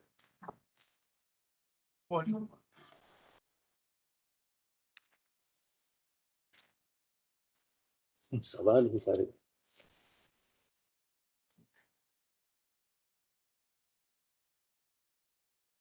This, this photograph showing. Oh, your lordships are on the report. I'm sorry. I thought I was on route. We'll go through the rules, but he just wanted an essay. Yes. This is a photograph at page 32, Yes. where it is now pictured, picturized as part of bull racing. Yes. Isn't it not really an act of a farmer carrying out plowing? Can be. Huh? This is to justify, my lord, the car. That's right. But what the report say, it is a bull racing. My lord, let me read the report, my lord, and if your lordship would like to, my lord, declare that this report is possibly This report, inadequate. we are only asking you. Yes, my lord. That we thought that, you would have seen how the farmers, they plow. They'll also have a stick or whatever they have. They should stop now. Just stop. So this particular photograph, you're just saying, it has been associated with bull racing. What you're saying is it looks more like plowing. Lord, if my lord, we have to take a second look and second view, Lord, possibly that can be taken, my lord. That's right. No, the point is what we are concerned is, how does the state at one point of time assiduously ban and vigorously defend the ban, saying it is not part of the culture? Then suddenly one side body is not with too remote. Suddenly say, no, it's part of the culture. We can't take that. I'm sorry, my lord. Tamil Nadu is very consistent. Tamil Nadu is throughout held it is part of the culture. The only thing, In the review petition, they argued it is part of religion. Please appreciate. Culture, Look at 25 and 29. There's a difference. we can't draw lines in that. my lord, the only distinction between the earlier stand and the present stand is the committee report, reconsideration by the government, and my lord, it is the entitlement, my lord, of the government to reconsider its decision based upon, my lord, the report of the expert committee. Yeah. But that's, my lord, I don't think, my lord, would be a disputed proposition as a law. Now, my lord, I am coming to the question of assent. Yes. But please note, there is no challenge to the assent. After, my lord, your lordship's query on the last occasion, they have suddenly, my lord, given some draft amendments, and I would request your lordships not to entertain a challenge to the assent, because there was none, and it cannot be made at the last minute without my pleadings being on record. Yeah. So far as the files are concerned,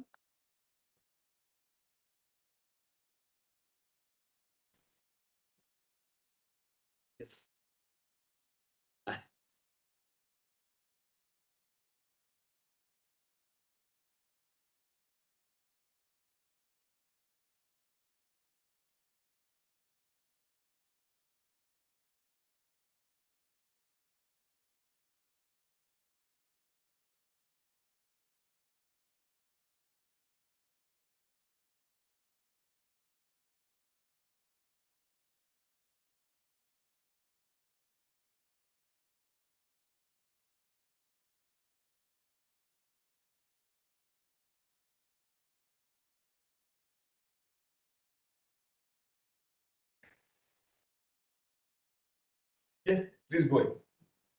Now, what is the assent part? yes. At the outset, straight, my files are here and I'll give it to your lordships. There is no difficulty at all. Now, Lord, allow me to say something as a proposition of law. Lord, the files may be given first. And just give it so that, in the meantime, we'll see it and then. No, Lord, that's the problem, Lord. I would wish your lordships to hear me also. That's right, we Yes. hear you. Not in the meanwhile. Your lordship may do it after. Once you go away, we can't ask you anything.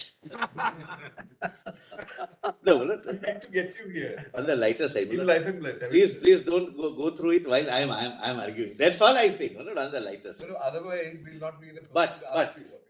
Yes, my lord, now I'm, my lord, submitting the written. There's nothing, it'll be there, the assent, everything will be there, I think. It is there, my lord. But, my lord, it is only, my lord, for your lordship's perusal. Correct. Any documents, my lord, these are all constitutional decisions signed by the President of India. My lord, I would not wish anybody else to see it. There is nothing confidential about it, but there is a sanctity about it. That's all. Now, my lord, kindly, my lord, see, my lord, this is my written submissions. I want to read one judgment. And your lordships may, my lord, kindly thereafter.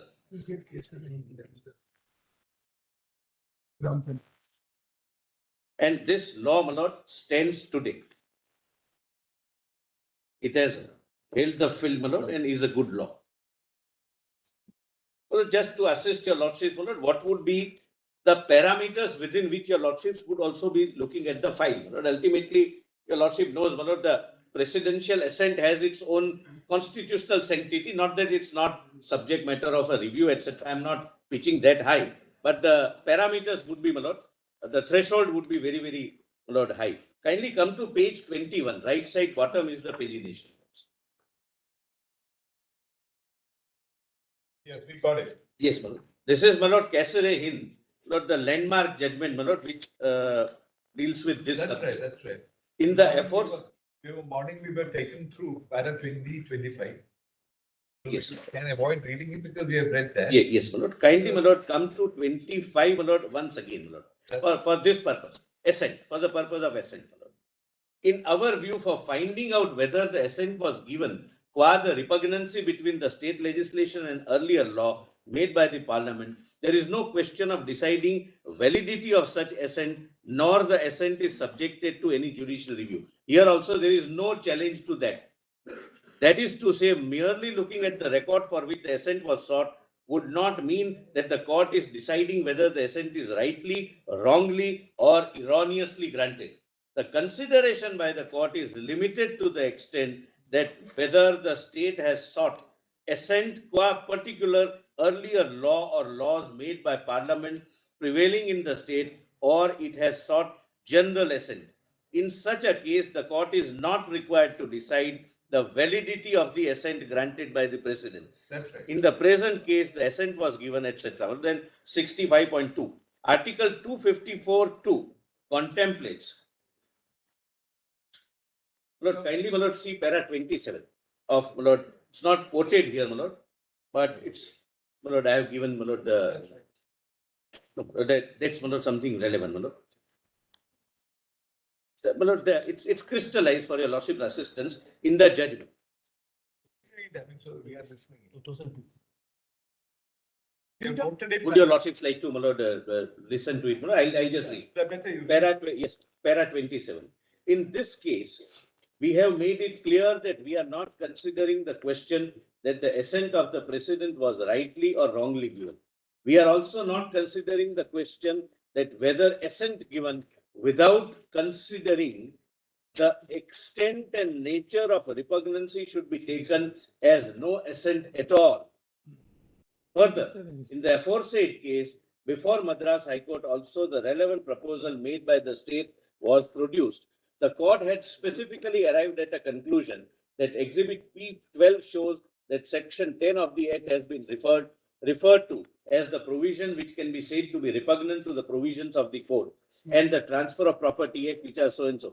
Now, last paragraph, Lord, unnumbered para. In any case, does my lord say, Lord? In any case, Which paragraph? as the same paragraph, last 4 or 5 lines, my lord, after before one, my lord, before bracket 1. In any case, my lord, classitum D. In any case, as discussed above, the essential ingredients of Article 254.2 are 1. Mentioning of the entry or entries with respect to one of the matters enumerated in the concurrent list. 2. Stating repugnancy to the provision of an earlier law made by Parliament and the state law and reasons having such law. 3. Thereafter, it is required to be reserved for consideration of the President. And 4. Receipt of assent of the President. Now, para 30, next page. Finally, we would observe that challenge of this nature could be avoided if at the commencement of the Act it is stated that Act has received the assent with regard to the repugnancy between the state law and specified central law or laws, because the legislature, whenever mentions something, it is treated to be sacrosanct unless established to be factually incorrect. Here, my lord, all the three legislations mentioned, all the three, my lord, acts mentioned in the statement of objects and reasons that it was reserved for the Honorable President and referred for the presidential assent, and the President has granted the assent. And in any case, my lord, grant of assent is not in question. This is only, my lord, respecting, my lord, your lordship's word that my files are here, and my lord, I will submit it for your lordship's perusal. There is nothing to hide from the court. But my only worry is, my lord, that this may not become a precedent, that in every case the files which are ultimately signed by the President, my lord, are called for and, my lord, are subjected to scrutiny. But your lordships can definitely look into it. But all the three acts, my lord, all the three files are here. They are original, my lords.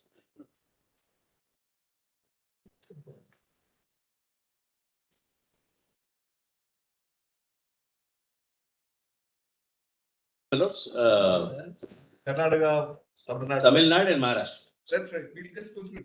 My lord, your lordships can, my lord, retain it and can return it subsequently also, but there is no difficulty.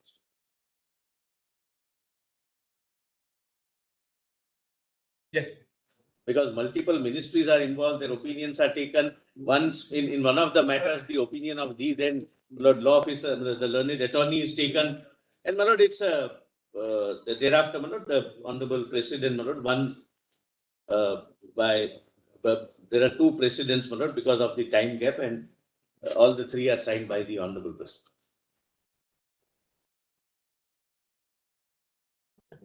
Lord, I would only make one request. Lord, because of Lord respecting the lordships, Lord, desire, Lord, to peruse the file, Lord, we have given this. Kindly don't record this in the order so that it doesn't become a precedent. Your lordships are in a file judge.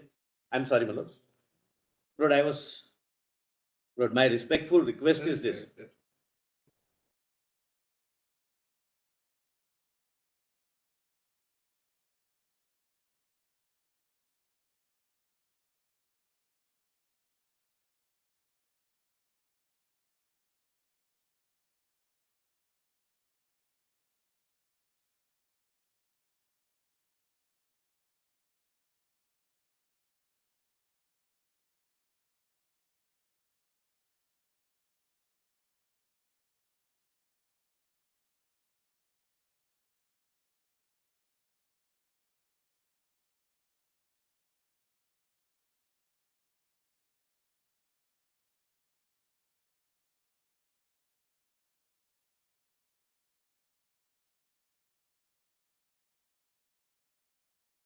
Lord, Lord, there is an earnest request. Can consider Attention. Otherwise, we would not. Para 20.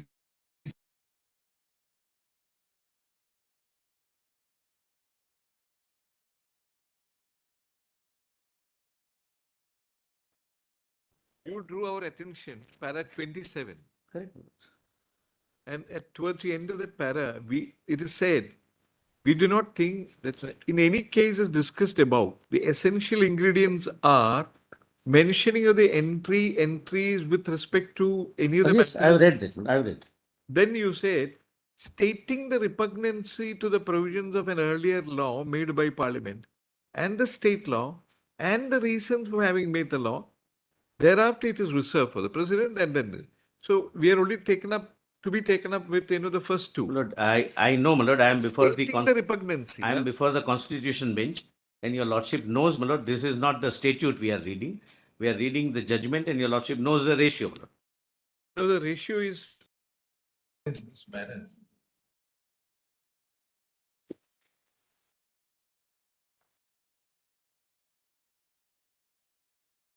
Lord, your lordships can, my lord, have the files, but allow me, my lord, to make my request, my lord. I am trying this, my lord. Yes, Yes, my lord. Your request Lord, is. please do not record that the files were perused. Your lordships are in a Constitution bench combination. Lord, this becomes a precedent, and that worries all of us, my lord, as officers of the court. That the decision taken by the president was looked at and was reviewed judicially in absence of the challenge also. That's my worry, and therefore, my lord, please do not undertake, my lord, that course of action. The president's assent is being called, we wanted your enlightenment so that you can tell us. That the president's assent is called in question. It's really not an assault on the kind of dignity of the high office of the presidency at all involved.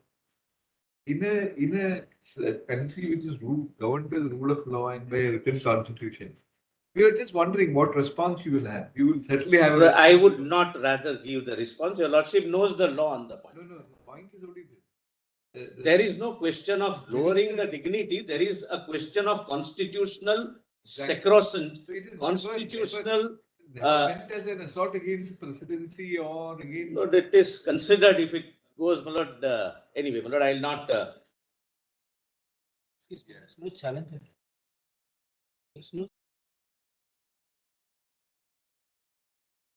My lord, it would. I'm, my lord. I'm, my lord.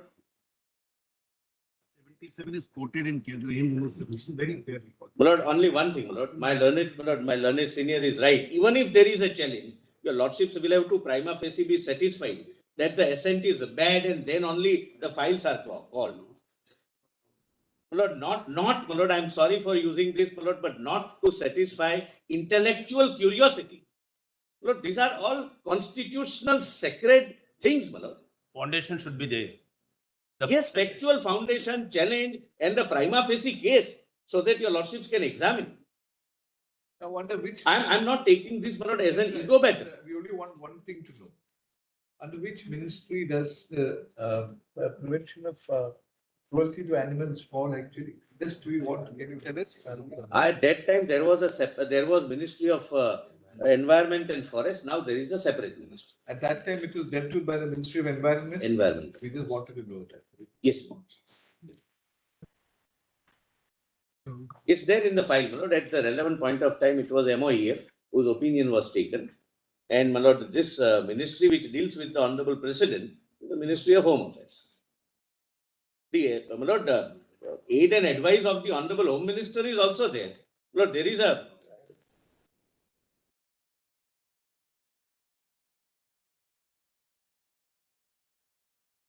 No, we want to know. Market off.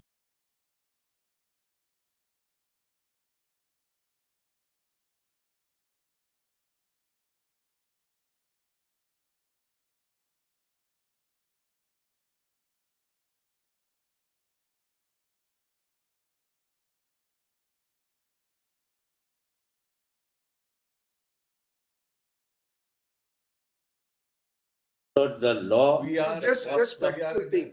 One factual thing. Only a minute. We are No, not one on. minute. We are not on factual. We are on constitutional. Please. Lord, we are traveling, my lord, an area which the lordships may avoid. Lord, Lord, please do not do this. Lord, just one. Lord, I just want to clarify one thing. Just a moment. That where is the challenge? Yes, I am showing that because I only added. And the foundation. There is a foundation. I want to show that because your lordship didn't take the amendment. The amendment only adds one particular thing, but the foundation is there. Somebody should read it. But the point. Lord, unless the prima facie case I'm of. saying that there is a foundation in ground. You may just read that because your lordships are told repeatedly there is no foundation. Let me just read that. Look, can I? Yes, please, Mr. Then you can answer your point.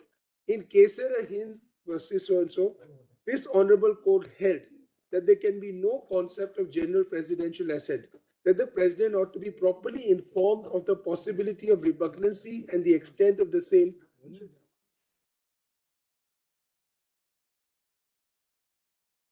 Lord, say something, my lord, I can say I'm something. just actually correcting you that there is. Lordships are sitting in appeal over the. My lord, I think, we are not sitting in appeal. Lord, I want. Can your lordships allow me, my lord, 2 minutes? Please, yeah. The page from which he is reading is given on 28th November during the midst of the hearing. No, I am on a different point. He is reading this ground, my lord, which is Just kindly. allow me because I don't want to be told again, don't argue. ground Q makes out the factual foundation. which are On, in the midst of the argument, No, only please, because my you Lord are not Justice given Joseph, enough my Lord time to- inquired from me, my Lord, they No, are now just coming out with the ground. Unfortunately, my lord, lordship that day said, please stop. I stopped. Lord, it would not be fair to me, my Lord, that's all I have to say. I only want to read ground Q, which is the factual foundation. Just tell us the ground, that's all. Ground Q. And All the date on which it is raised. All And the date on which it is all raised. the three writ petitions by Fiapo, ground Q. Okay. This is 28th of November 20.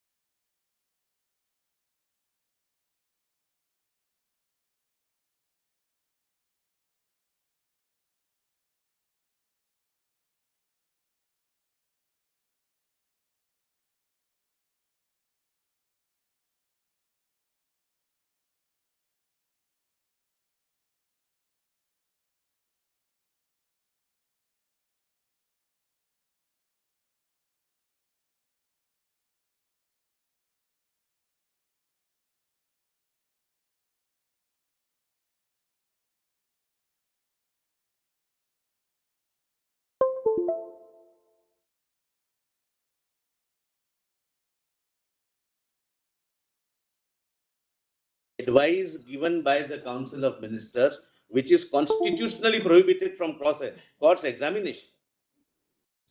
Lord, I am avoiding going into, my Lord, an area, my Lord. I merely respected your Lordship's word and place it for your Lordship's You consideration. see, when the files are there, you are well aware of the law. It is only the advice per se. Advice per se. But your lordship's mic is not on. It is the advice per se. It is not the entire cabinet papers, which, as you know the law, I think we don't have to tell you what the law Lord, your Lordship also knows the law, Lord, on this subject. Lord, I am saying something else. Lord, Lord, if your Lordship would like to, my Lord, consider. I am only on that. My worry is only that.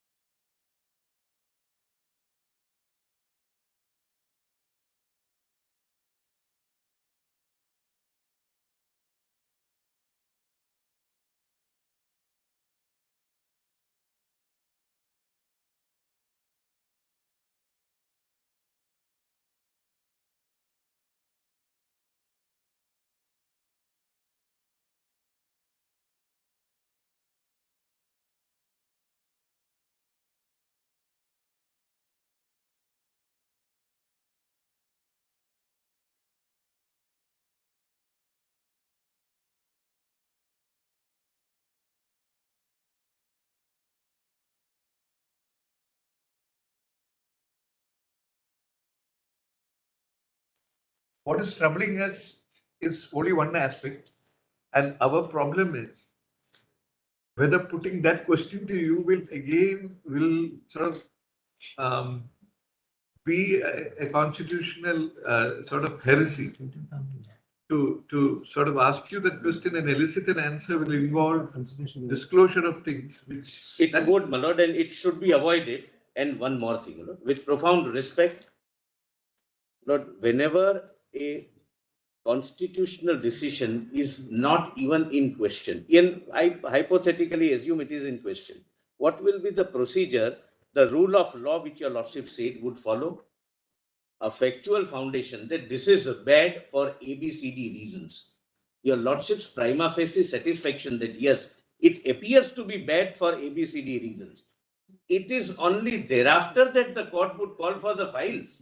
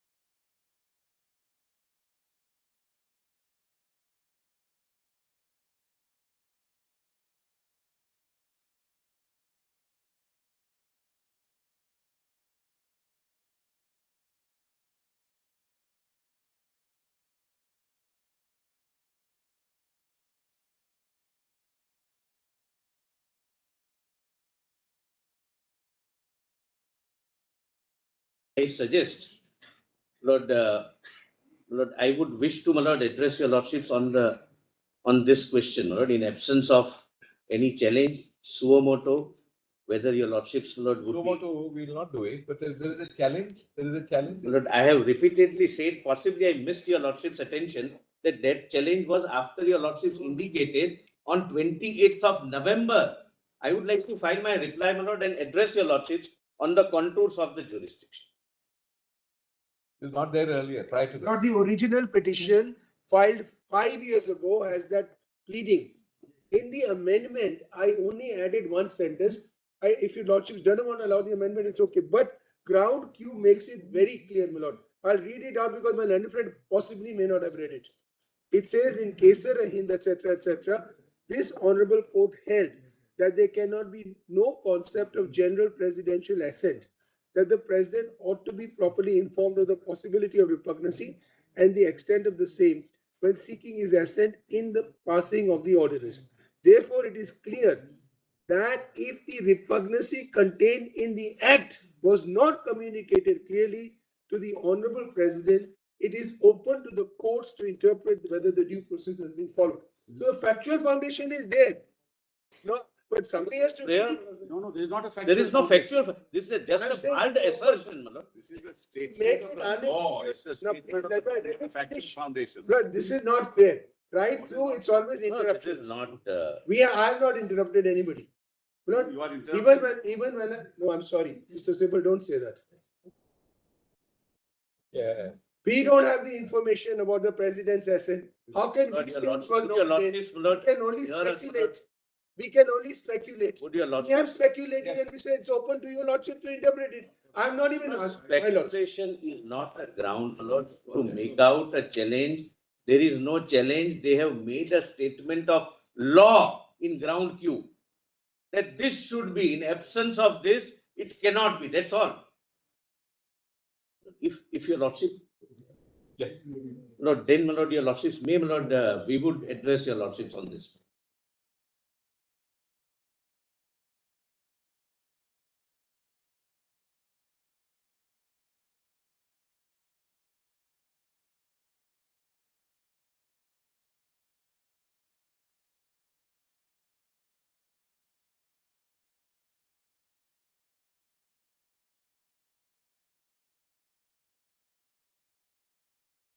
Your lordships may, my lord, allow us to have, my lord, the arguments on, sorry. Do you want us to speak our mind? Do you want us to ask questions? Or do we, do you think that Your lordship's mic we is should not. not go into, The mic. sorry, the mic. Do you want us to ask you what is troubling us? Or will you, sort of shelter under the advice theory that you can't go behind it? In which case we'll say no. Your lordship will say anything. What you're saying is there is something which we found there, which troubles us. In keeping with the law which you laid down, I mean, which you drew our attention. We are grateful to you because nobody read that portion. I'm grateful, my lord. We are really grateful because none of them actually brought that to our notice. That last part of para 27.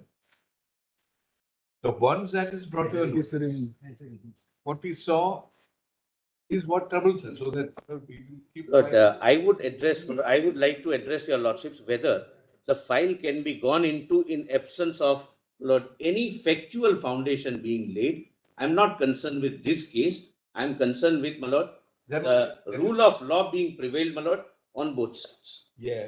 And, my lord, then kindly, my lord, have it, my lord, we'll address your lordships on the question of contours of this jurisdiction. I thought your lordship would like to just peruse, my lord, and I have, in good faith, my lord, given that there is nothing to hide. Henceforth, we'll be careful.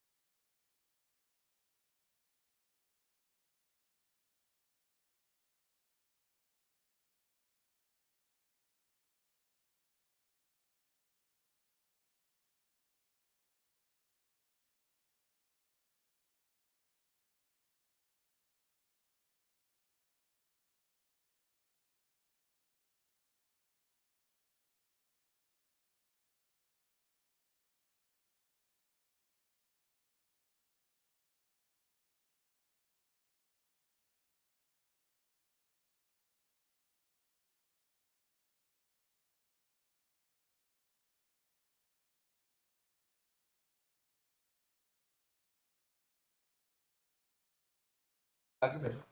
If you have concluded, we'll postpone. These are my submissions.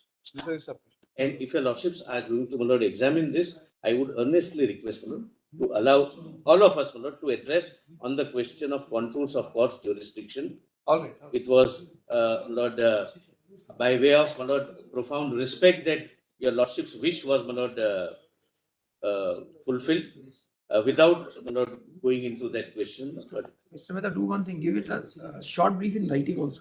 no, my lord, on that, my lord, we would all like to address your lordship. My lord, if it is, Give it in writing to us. no, my With lord. whatever judgments you want to rely No, on. no, my lord. In absence of a challenge, my lord, in absence of a challenge, we would like to address your lordship on this question. Lord, I'm sorry to say, but there is a challenge. I There is cannot no way. understand. Please see the- Maybe show the my player. understanding of English is all wrong, but in my respectful submission, there's sufficient ground of a challenge. Please No. read ground Q in all the petitions. We also have a different understanding. Yes, As we have learned, my lords. grounds, if you see the affidavit, grounds are advised by the lawyers. Yes, but how do we? But the factual foundation is by the person who plead. Correct. Now And let's. the person who plead is the petitioner. Yes, So it is his pleading which is supported by the assistance of the lawyer in framing the grounds. That's what we have learned about it. no, That fair- according to us fair is the enough, pleading. Fair enough. God knows what kind of No, pleadings are. maybe, my lord. As we have learned, this is the pleading system. Lord, please, my Yeah, lord. obviously. I assume, my lord, your lordship. And no are prayer, absolutely no prayer, right. Facts are pleaded before the grounds. Grounds are just relating to the. Now, my lord, in this case, when the assent and the papers are not even available in court, how do I make a factual foundation except this is not- speculate? How can I say, no, it's not there? I have to speculate. So that, no, you mean to say that in all cases where assent is there, Who is arguing you need only to make a general No, I will statement say, and then no, ask I production of a. say, this is the law. In this case, it's not followed. That's all I'm saying. Leave it to us. We will- Very well. No, because my learned friend is saying, that's all. We have actually asked for the documents. They have not given them. But you did not challenge it. Lord, please see ground Q, my lord. Please see ground Q. Have you amended the prayer? No. I have actually taken a ground Q to challenge the act. I don't have to make a. Ground has no. Why should I factual make a foundation. prayer? It's a legal submission. Yeah. based Yes, on I lawyer's can. Why advice, can't I? that's all. Prayer is to strike down the law. I can't say no. Prayer, give me this. Grounds are necessarily the basis for a challenge to the act. Assent is based on a constitutional procedure. The challenge. I have has also to be asked them to that produce the a document. particular procedure has not been followed, therefore the assent of the That's what it president is. bad. Ground Q. You said, I do not know, it's speculative, I want to find out whether it's bad or not. You can't do that. Why not? For distinguish, because you do not know what the procedure is and you are challenging it, and challenge is speculative. Not There is speculative. no factual foundation for your challenge. You know you haven't This followed. is a You know serious disclose it. challenge. There is You no know you challenge not at all. followed. You not disclosed it. You know, It's clear in ground Q. every presidential consent will be challenged that this is bad and therefore the file should be shown. It says that they have. What kind of legal argument is that? Let us go through the file. We'll make up our way. Capable of taking So just see para 77 of case again also. No, we want. Who's arguing next? What, Mr. I just want to Unlike- complete one thing on Maharashtra, my lord. On the change of the stand of the state, because it was said that earlier in 2011 we had a particular stand. Can I just complete the factual narration there, because I have something to show there. What more? It's already 3:30. It'll- We can't go on. It'll only take me 5 minutes to place it that we've not changed our stand. Give it a written note. My lord, can I- Written note. Written note. There's no need to. No, ask I anything just, again. no, I'm giving a written note right away. That's the way. That's I won't even read it. Let me just point out what it was. not this. Can I just tell your lordship what it was?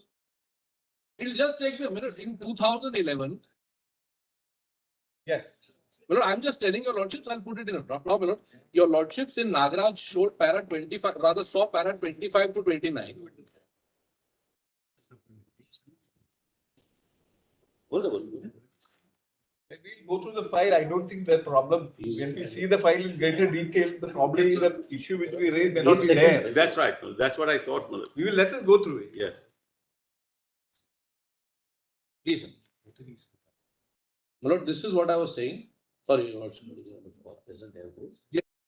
No. Complete whatever. All I was saying was, my lord, your lordship saw in Nagaraj, there was a 11/7/2011 notification followed by a 1/8/2011 notification of the state of Maharashtra. Just hand over my submission. I'm not placing those submissions. Now, thereafter, what happened was, my lord, the state of Maharashtra, at para 29, it is mentioned, of Nagaraj, issued a corrigendum dated 12/9/11, clarifying the difference between a castrated and a non-castrated bull and permitting castrated bulls to race.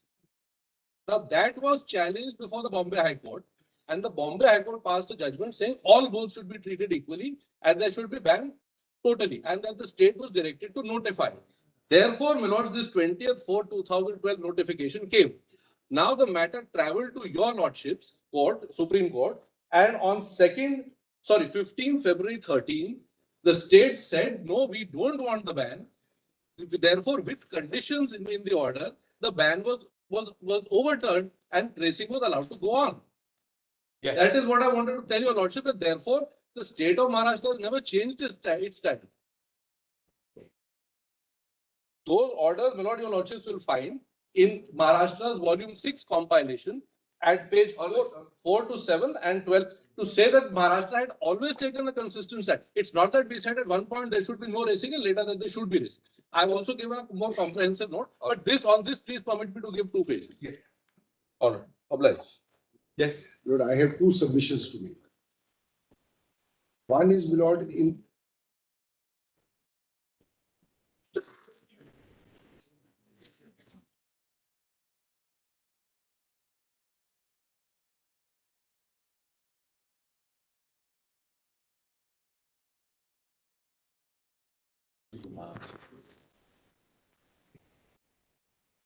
Yes, Lothar. Please go ahead, please go ahead. Lord, I have 2 submissions to make You are appearing for? for my lord Tamil Nadu. But Lord, I will not talk about what has been argued. I have 2 submissions to make.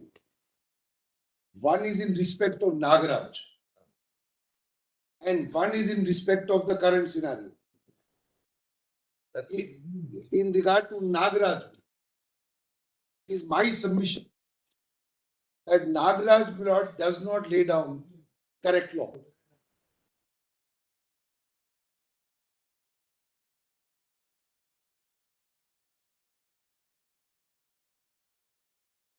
There are several petitions, my lord. So I want to make a completely different line. Lord, I am making a completely different argument. And Lord, I will make it very briefly, Lord, as Yes. short as possible. My submission is that Nagaraj is incorrectly decided. Oh. And Nagaraj, my lord, is the basis for this petition before your lordship, primarily. Now, Nagaraj, my lord, has 3 pillars. One, repugnancy. One, the 3 reports of the board showing the prevailing position then. And the third, that animals have statutory rights, which have been raised virtually, my lord, to constitutional rights. So these 3 pillars, my lord, of Nagaraj, in regard to 2, my lord, namely repugnancy and the scenario. Repugnancy, my lord, is met by virtue of assent, and the scenario then prevailing is taken over by the scenario now prevailing, which is based, my lord, on the rules which your lordship saw, and the stand of the board now in writing that for the years 18, 19, 20, 21, they have used this plot. The board now says for the years 18, 19, 20, 21 and 22, there is a sea change in the scenario, and by virtue of the rules which are being strictly implemented by the state of Tamil Nadu, the position then obtaining does not obtain today. That's what they say. So we are left, in my respectful submission, with the issue of rights of animals. And I respectfully submit, and I'll show you some passages, that the judgment proceeds on the premise that they have rights, animals have rights, because humans have duties. If humans have duties, animals have rights. I'm only paraphrasing it for shortage of time. This is what the judgment says. Because humans have duties, including the phrase humanism. In speciesism. Speciesism and humanism, both, my lord. In 51A, G and that provision, my lord, of duties. So if humans, my lord, have duties, animals have rights. And those rights are under 3 and 11. And they have to be protected, which means, my lord, that they could be statutorily enforced. If you have a right, you have a right to enforce it, otherwise what's the right? This is the basic, my lord, of that judgment. I respectfully submit, my lord, there is no warrant either in our constitution or, my lord, in this act to say that, my lord, the duties on humans leads to a corresponding rights of animals. And those rights, my lord, if I may say so, the rights, my lord, under this act have been intermingled by the judgment to rights, my lord, flowing from 51A and my lord, the 5 freedoms of an international organization, 5 freedoms, 51A and 3 and 11 have been, my lord, mixed up to say that this is the compendium of rights in the judgment. I respectfully submit, my lord, there is no warrant in our constitution. And if I may say so, my lord, the judgment at one point pitches it at Article 21. But when it comes to directions, my lord, it recognizes that it is not 21, but it should be elevated to 21 by Parliament. That's what, my lord, the compendium is. I submit, my lord, there is no warrant. Kindly, my lord, have a look at the act for a second and then, my lord, the judgment. My lord, your lordship will find, my lord, your lordship has read 3 many times. I don't want to read it again.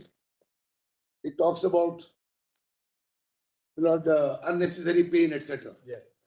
Now, my lord, the judgment starts by saying that if you have a duty, a human has a duty. That was what I'm trying to drive at is, my lord. The duties and rights are between humans. That is morals, ethics of a society. 11 is nothing but morals and ethics of a society. You will not behave in this fashion. You will not do like this. Not even in humans, there has to be orderly conduct in a community. You will not kill somebody, you will not rob somebody. Those are our morals. Law is nothing but, my lord, a compendium of this They may law. not be ethics, but they actually constitute the ingredients of an offense. Correct. I'm very grateful. So, my lord, these are morals which, my lord, people must adhere to on the Not morals. It is a legal duty, as you correctly or a legal duty on the pain of sanction. My lord is right, on the pain of sanction. If you don't do this, you will be disorderly. That's what we pointed out, salmon. Correct. Correct. My lord, the salmon is referred to, my lord, in the judgment. If your lordship will have a look, my lord, the judgment starts by saying, and if I may say so, my lord, without any precedent. There is no precedent that 3 provides for rights of animals and therefore there's a duty on humans. You are, my lord, putting the so-called rights of animals with a corresponding, my lord, or a duty on humans with a corresponding right of animals. There is no warrant. It is not prescribed anywhere, not in our constitution. Can an animal Yes. possess rights, legal rights? Correct. Very. My submission is, my lord, no. No circumstances. No. In our constitution. In some constitutions in the world or some, my lord, agreements in the world, people have recognized it there.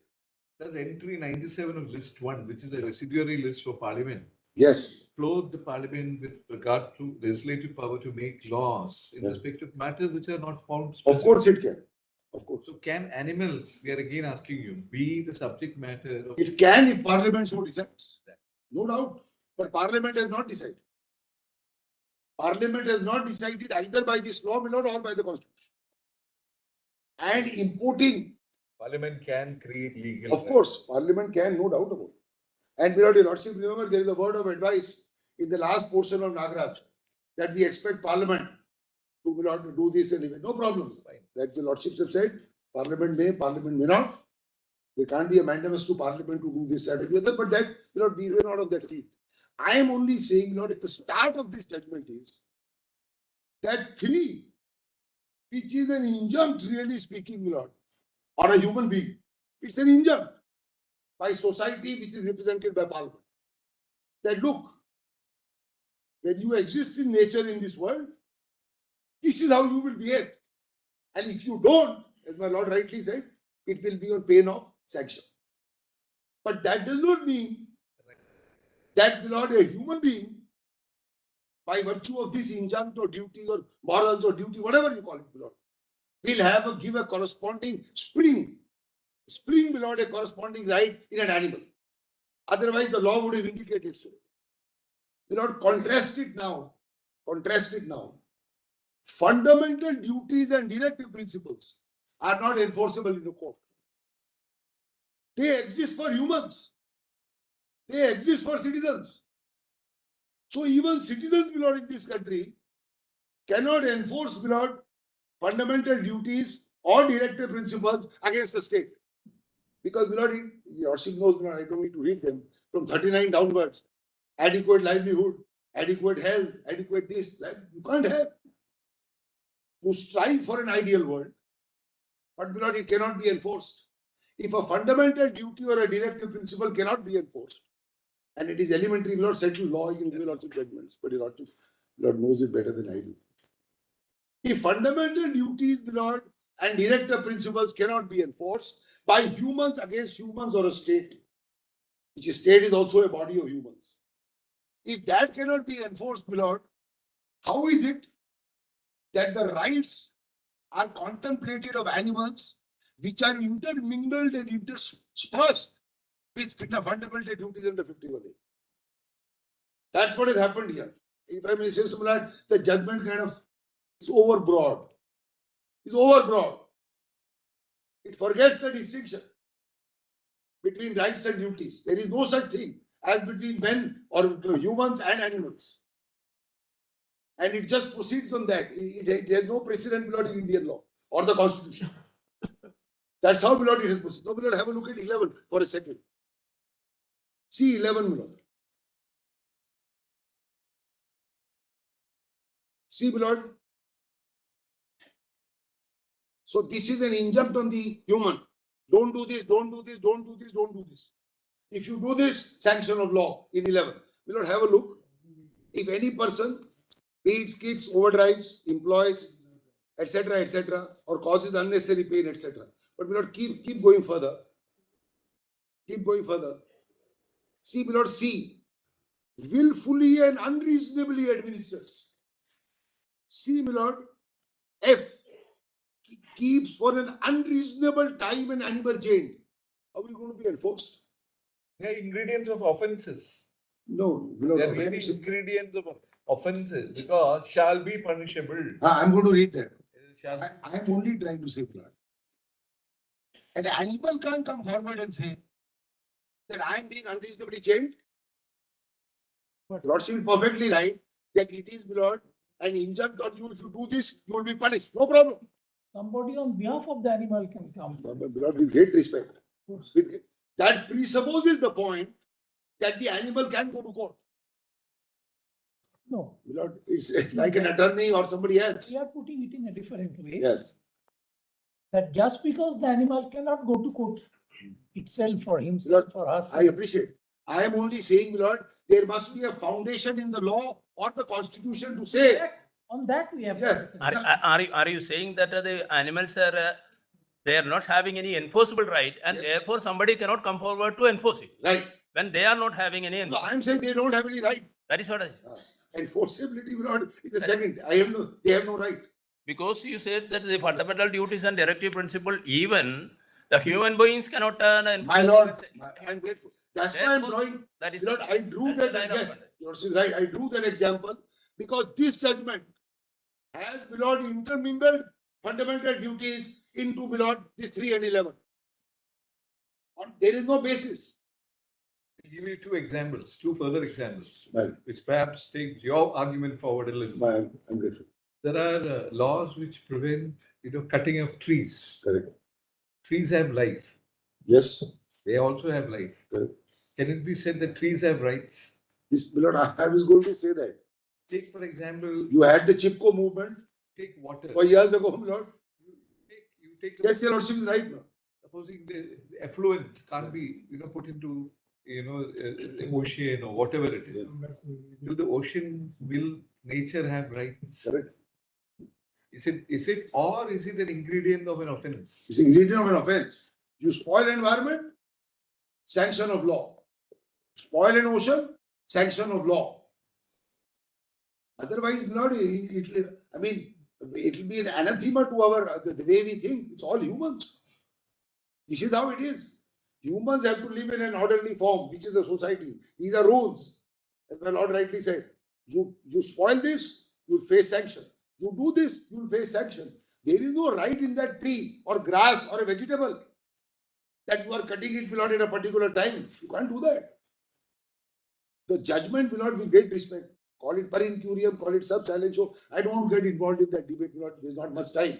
But when you start on first principle and say that 3 and 11 is a statutory right and therefore a duty on Milord an individual, that Milord, the respect Milord is not palatable. I want to show you one more thing. Milord, my Lord recalls in the earlier part of this discussion, there was a lot of discussion in the judgment about amusement.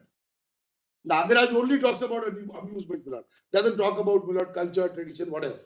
It says for your own amusement, you are doing this, that, or the other, which is not permitted. And we are saying, Milord, it's not amusement, it's culture, breed, all that, Milord, I'm not repeating.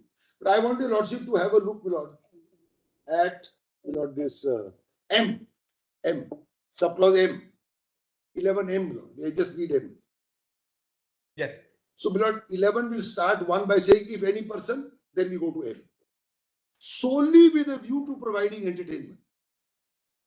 If he confines or does this, that, or the other, or to incites or fights, etc., then, Milord, he will be punished. So, Milord, the offense is, you can have, Milord, sole amusement, but if amusement leads to subclause 1 and 2, then you will be punished. Take an example, Milord, of horse. I have a horse. I use it for riding. Not as a beast of burden. Not as, Milord, for agriculture purposes. Not like a donkey, not like a camel. I use a horse only for riding. That is pure, Milord, amusement. So pure amusement is allowed in M. Even if Jallikattu was to be pure amusement, without, Milord, falling in the clutches of these offenses, see M, Milord. Yeah. Solely with a view to providing entertainment, if he does this, that, or the other, Milord, he will be guilty. So, solely amusement, for sole purposes of amusement, is permissible. No. Kindly have a look. I'll read it. If any person solely with a view to providing entertainment, Yes. does any of those things, Correct? then it's an offense. I agree. But if he doesn't do all of those things, If he doesn't do it, of course it doesn't. correct, Milord. All I'm saying is, what I was trying to drive at is, Mr. if I keep a horse only for riding, Mr. Rogi, just to test the proposition that you are projecting before us. You are saying that Nagraja, Next one. So it talks about to make it object of prayer for any other animal, then and then only it will. well, So confining by itself will. Then you have to meet also 11B. But this one. You see, it is like the sort of the other newspaper case. If you come to 11B, but yes, and you see, yes, each of these clauses, duties are separate and mutually exclusive. yes, You take just read clause B. yes, sir. If any person employs in any work or labor or for any purpose, All for any purpose. We are only concerned with that. yeah, any animal, which by reason, We can that is skip all not that. a Skip all that. purpose other than work or labor. Skip all that or other cause. Or other, see, we only want you to read Or other cause, yes. employs any animal for any By- purpose by- if for any other cause is unfit to be so employed. Yes. So here what Nagaraja argues is that the animal in question, the bull, is not suited. Yeah. This is the thing. That's yet another issue, Milord. That's yet another issue. That Milord specific type in the Maharashtra report, Milord, it is replete with this. That certain bulls and certain breeds can run and are meant to run, but are not meant to, Milord, wear the plow with maybe 50 kilos and do agriculture. While generally they are, and they would do that. Like an Arabian steed, Milord, would run, but would not drive a horse carriage. Things like that. What is your answer to the argument? Because that's perhaps was the most central point going to be that when you let a bull into in a Tamil Nadu situation, surrounded by 13, 14 men, as they have now made, because if they participate, they've made Yes, sir, correct. not one, many will surround. Yes. So the bull is traumatized. Past experiences has taught it a little bit. This is what I'm going to expect. So in whatever little limited brain the animal has, it starts working, the chemical starts working. And the emotion of fear, That's what the judgment says. Nagaraj argues Yes. that the fear is equal to pain. You put it like this, fear is equal to pain. Now the pain not relatable to any essential activity of the human being, as compared with, as captured in 11.3 A to E. All are needed. This is again, like you said, for entertainment, that is not prohibit what you said. If you don't violate those subclauses. So here, if it is not really suited, like for example, you are doing with the horse. Like we play with our horse, Yes. with our pet dog. We do a lot of things with it. Yes, sir. But you stop where you cause pain to it. Yes. That is the central point, that fear. Nothing remains. We agree with you that after the rules, if the rules are properly implemented, the factual matrix of that time will go away. Knocked out. You're right there. We'll proceed with that. But then what happens even now? With great respect. What is your answer? Yeah, but your answer is this. That is what the court found 8 years ago. And the last 4 years of 18, 19, 20, 21 and 22, 5 years, the animal board finds it the other way. Therefore, there is a sea change from that time, because it's the same board on which the court relies in those 3 reports of 3 districts to come down heavily on the state in 2013 and 12 or whatever. And today that report or their stand today is that 5 years has had a sea change and that has disappeared. One thing, now with respect to the construction of a 11.1M. Yes. See, with a view to providing entertainment, Yes. then 1 and 2 are there. Yes, sir. So unless those prohibited acts under 1 and 2 are not done, the mere providing entertainment will not be a punishable thing. Is it Grateful. Is Therefore, I am saying that if Jallikattu, that is the contention. That's the contention. If Jallikattu is properly done in the form of those traditions which they had, with strict the supervision of the collector, I'll show to your lordship how it is done. It is not done in that. There is a very, very heavy supervision. I'll show you how it is done. Apart from the rules, what is the actual groundwork? Therefore, when that is done, and Jallikattu, can be done by an animal, I mean, anatomically, if I may say so. Then, even if it is for amusement, rather than a tradition, the judgment proceeds on the basis that pure amusement, you are doing something and that is bad, but that, is permitted under the law. That was the only purpose of showing this. Now, 2-3 passages of the. I'm sorry. One moment. My apologies. No, that's nothing to apologize. You have projected it on the basis of the duties of the keepers under Section 3. Yes. Now, you say that animals have no right. So, therefore, no enforceable thing, obviously. Yes. That's what you are trying to say. Yes. Now, suppose somebody sees a particular animal being ill-treated by the keeper. Right. Can somebody not come and say that this animal is being ill-treated? We can, and therefore. Can we not therefore say that people who are before the court are actually saying that those who are supposed to keep the animals are not keeping properly. Not keeping properly. Therefore, yes, not be a. Your Lordship is right, but the answer would be to punish them for the offense. No, that's when go and file a complaint. Look, this man is my neighbor, and this is what he's doing. No, that's okay. Punishment, yes. But then doors of the court or the mitigation forum is available. No, my lord, it will not be available. Otherwise, we will not see how difficult will it become. One of the clauses, my lord, says, my lord,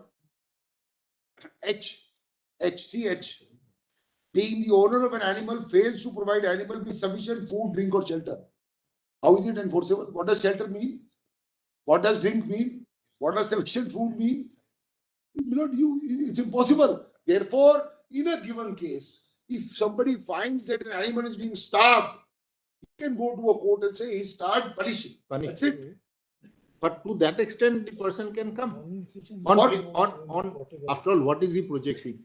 He's not seeking. For punishment, yes, my lord. Punishment, yes. Punishment, yes. That's it. That's it.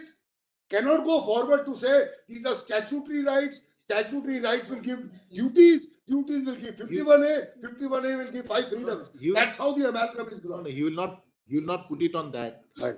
That punishing. So on the pain of punishment, yes, your lordship is right. Food will be provided. I have no quarrel with that proposition. Your lordship is right. Now, my lord, see a few passages how the judgment, my lord, builds up this base of intermingling and this and that. My lord, your lordship will find. Go straight now. One. My lord, your lordship will find. My lord, I will go straight to. See, my lord, para 64.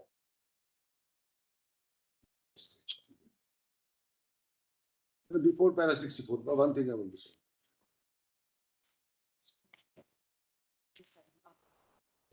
Let's just see 64, then I'll come back to one more parameter which I am missing. Come to 64 for a second. See another judgment. 64. See, my lord, freedom.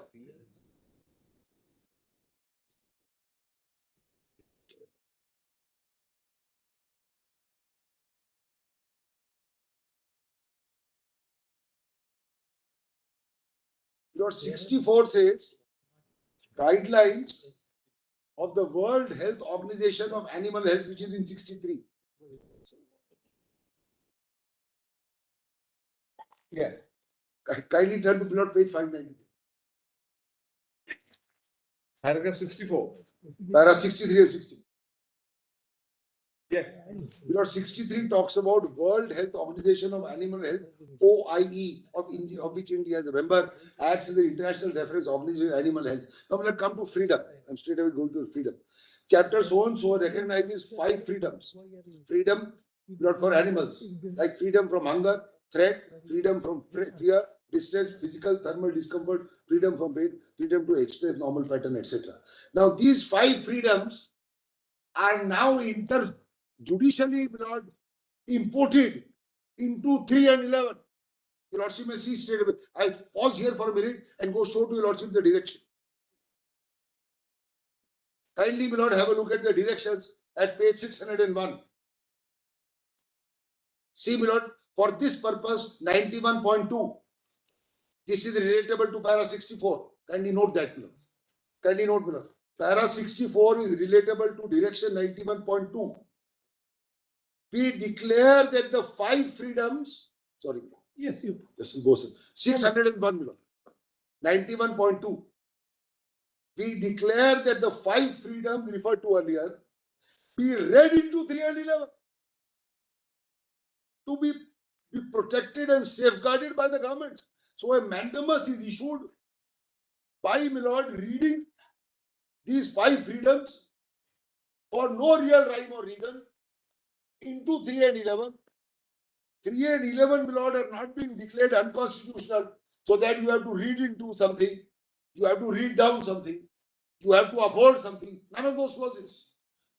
Now, my lord, your lordship may now see 66. 66. Rights guaranteed to animals. Please, my lord, I'll read it slowly. 66. Rights guaranteed to animals. Lord Justice Ravi Kumar has been 593. Rights guaranteed to animals under sections 3 and 11 are only statutory rights. I want to pause here for a minute. According to me, no rights are granted under 3 and 11. It's only an injunction on humans. And as my Lord Justice Zola put it, on the pain of an offense. That's it. This, my lord, is now read. See the next line. The same has to be elevated to the status of fundamental rights. Lord, this country is struggling for enforcement of fundamental rights of individuals. When we come in 32, your lordship says go to the High Court. And we are struggling, people are struggling in this country, my lord. 32 itself is a fundamental right, but you say go to the High Court or wherever. Now, my lord, if you elevate this to fundamental rights, what is going to happen? Was it ever contemplated by the Constitution? So, my lord, the next line. Rights and freedoms read with 3 and 11 are read along with 51A, G and H, which is fundamental duties. So first you put in 5 freedoms, then you put in, my lord, the Constitution, and then you create, my lord, 3 and 11 as rights.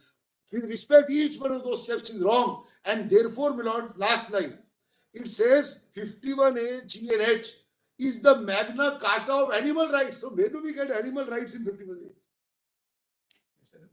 Mr. Rabri, whenever we have a duty, there is corresponding right.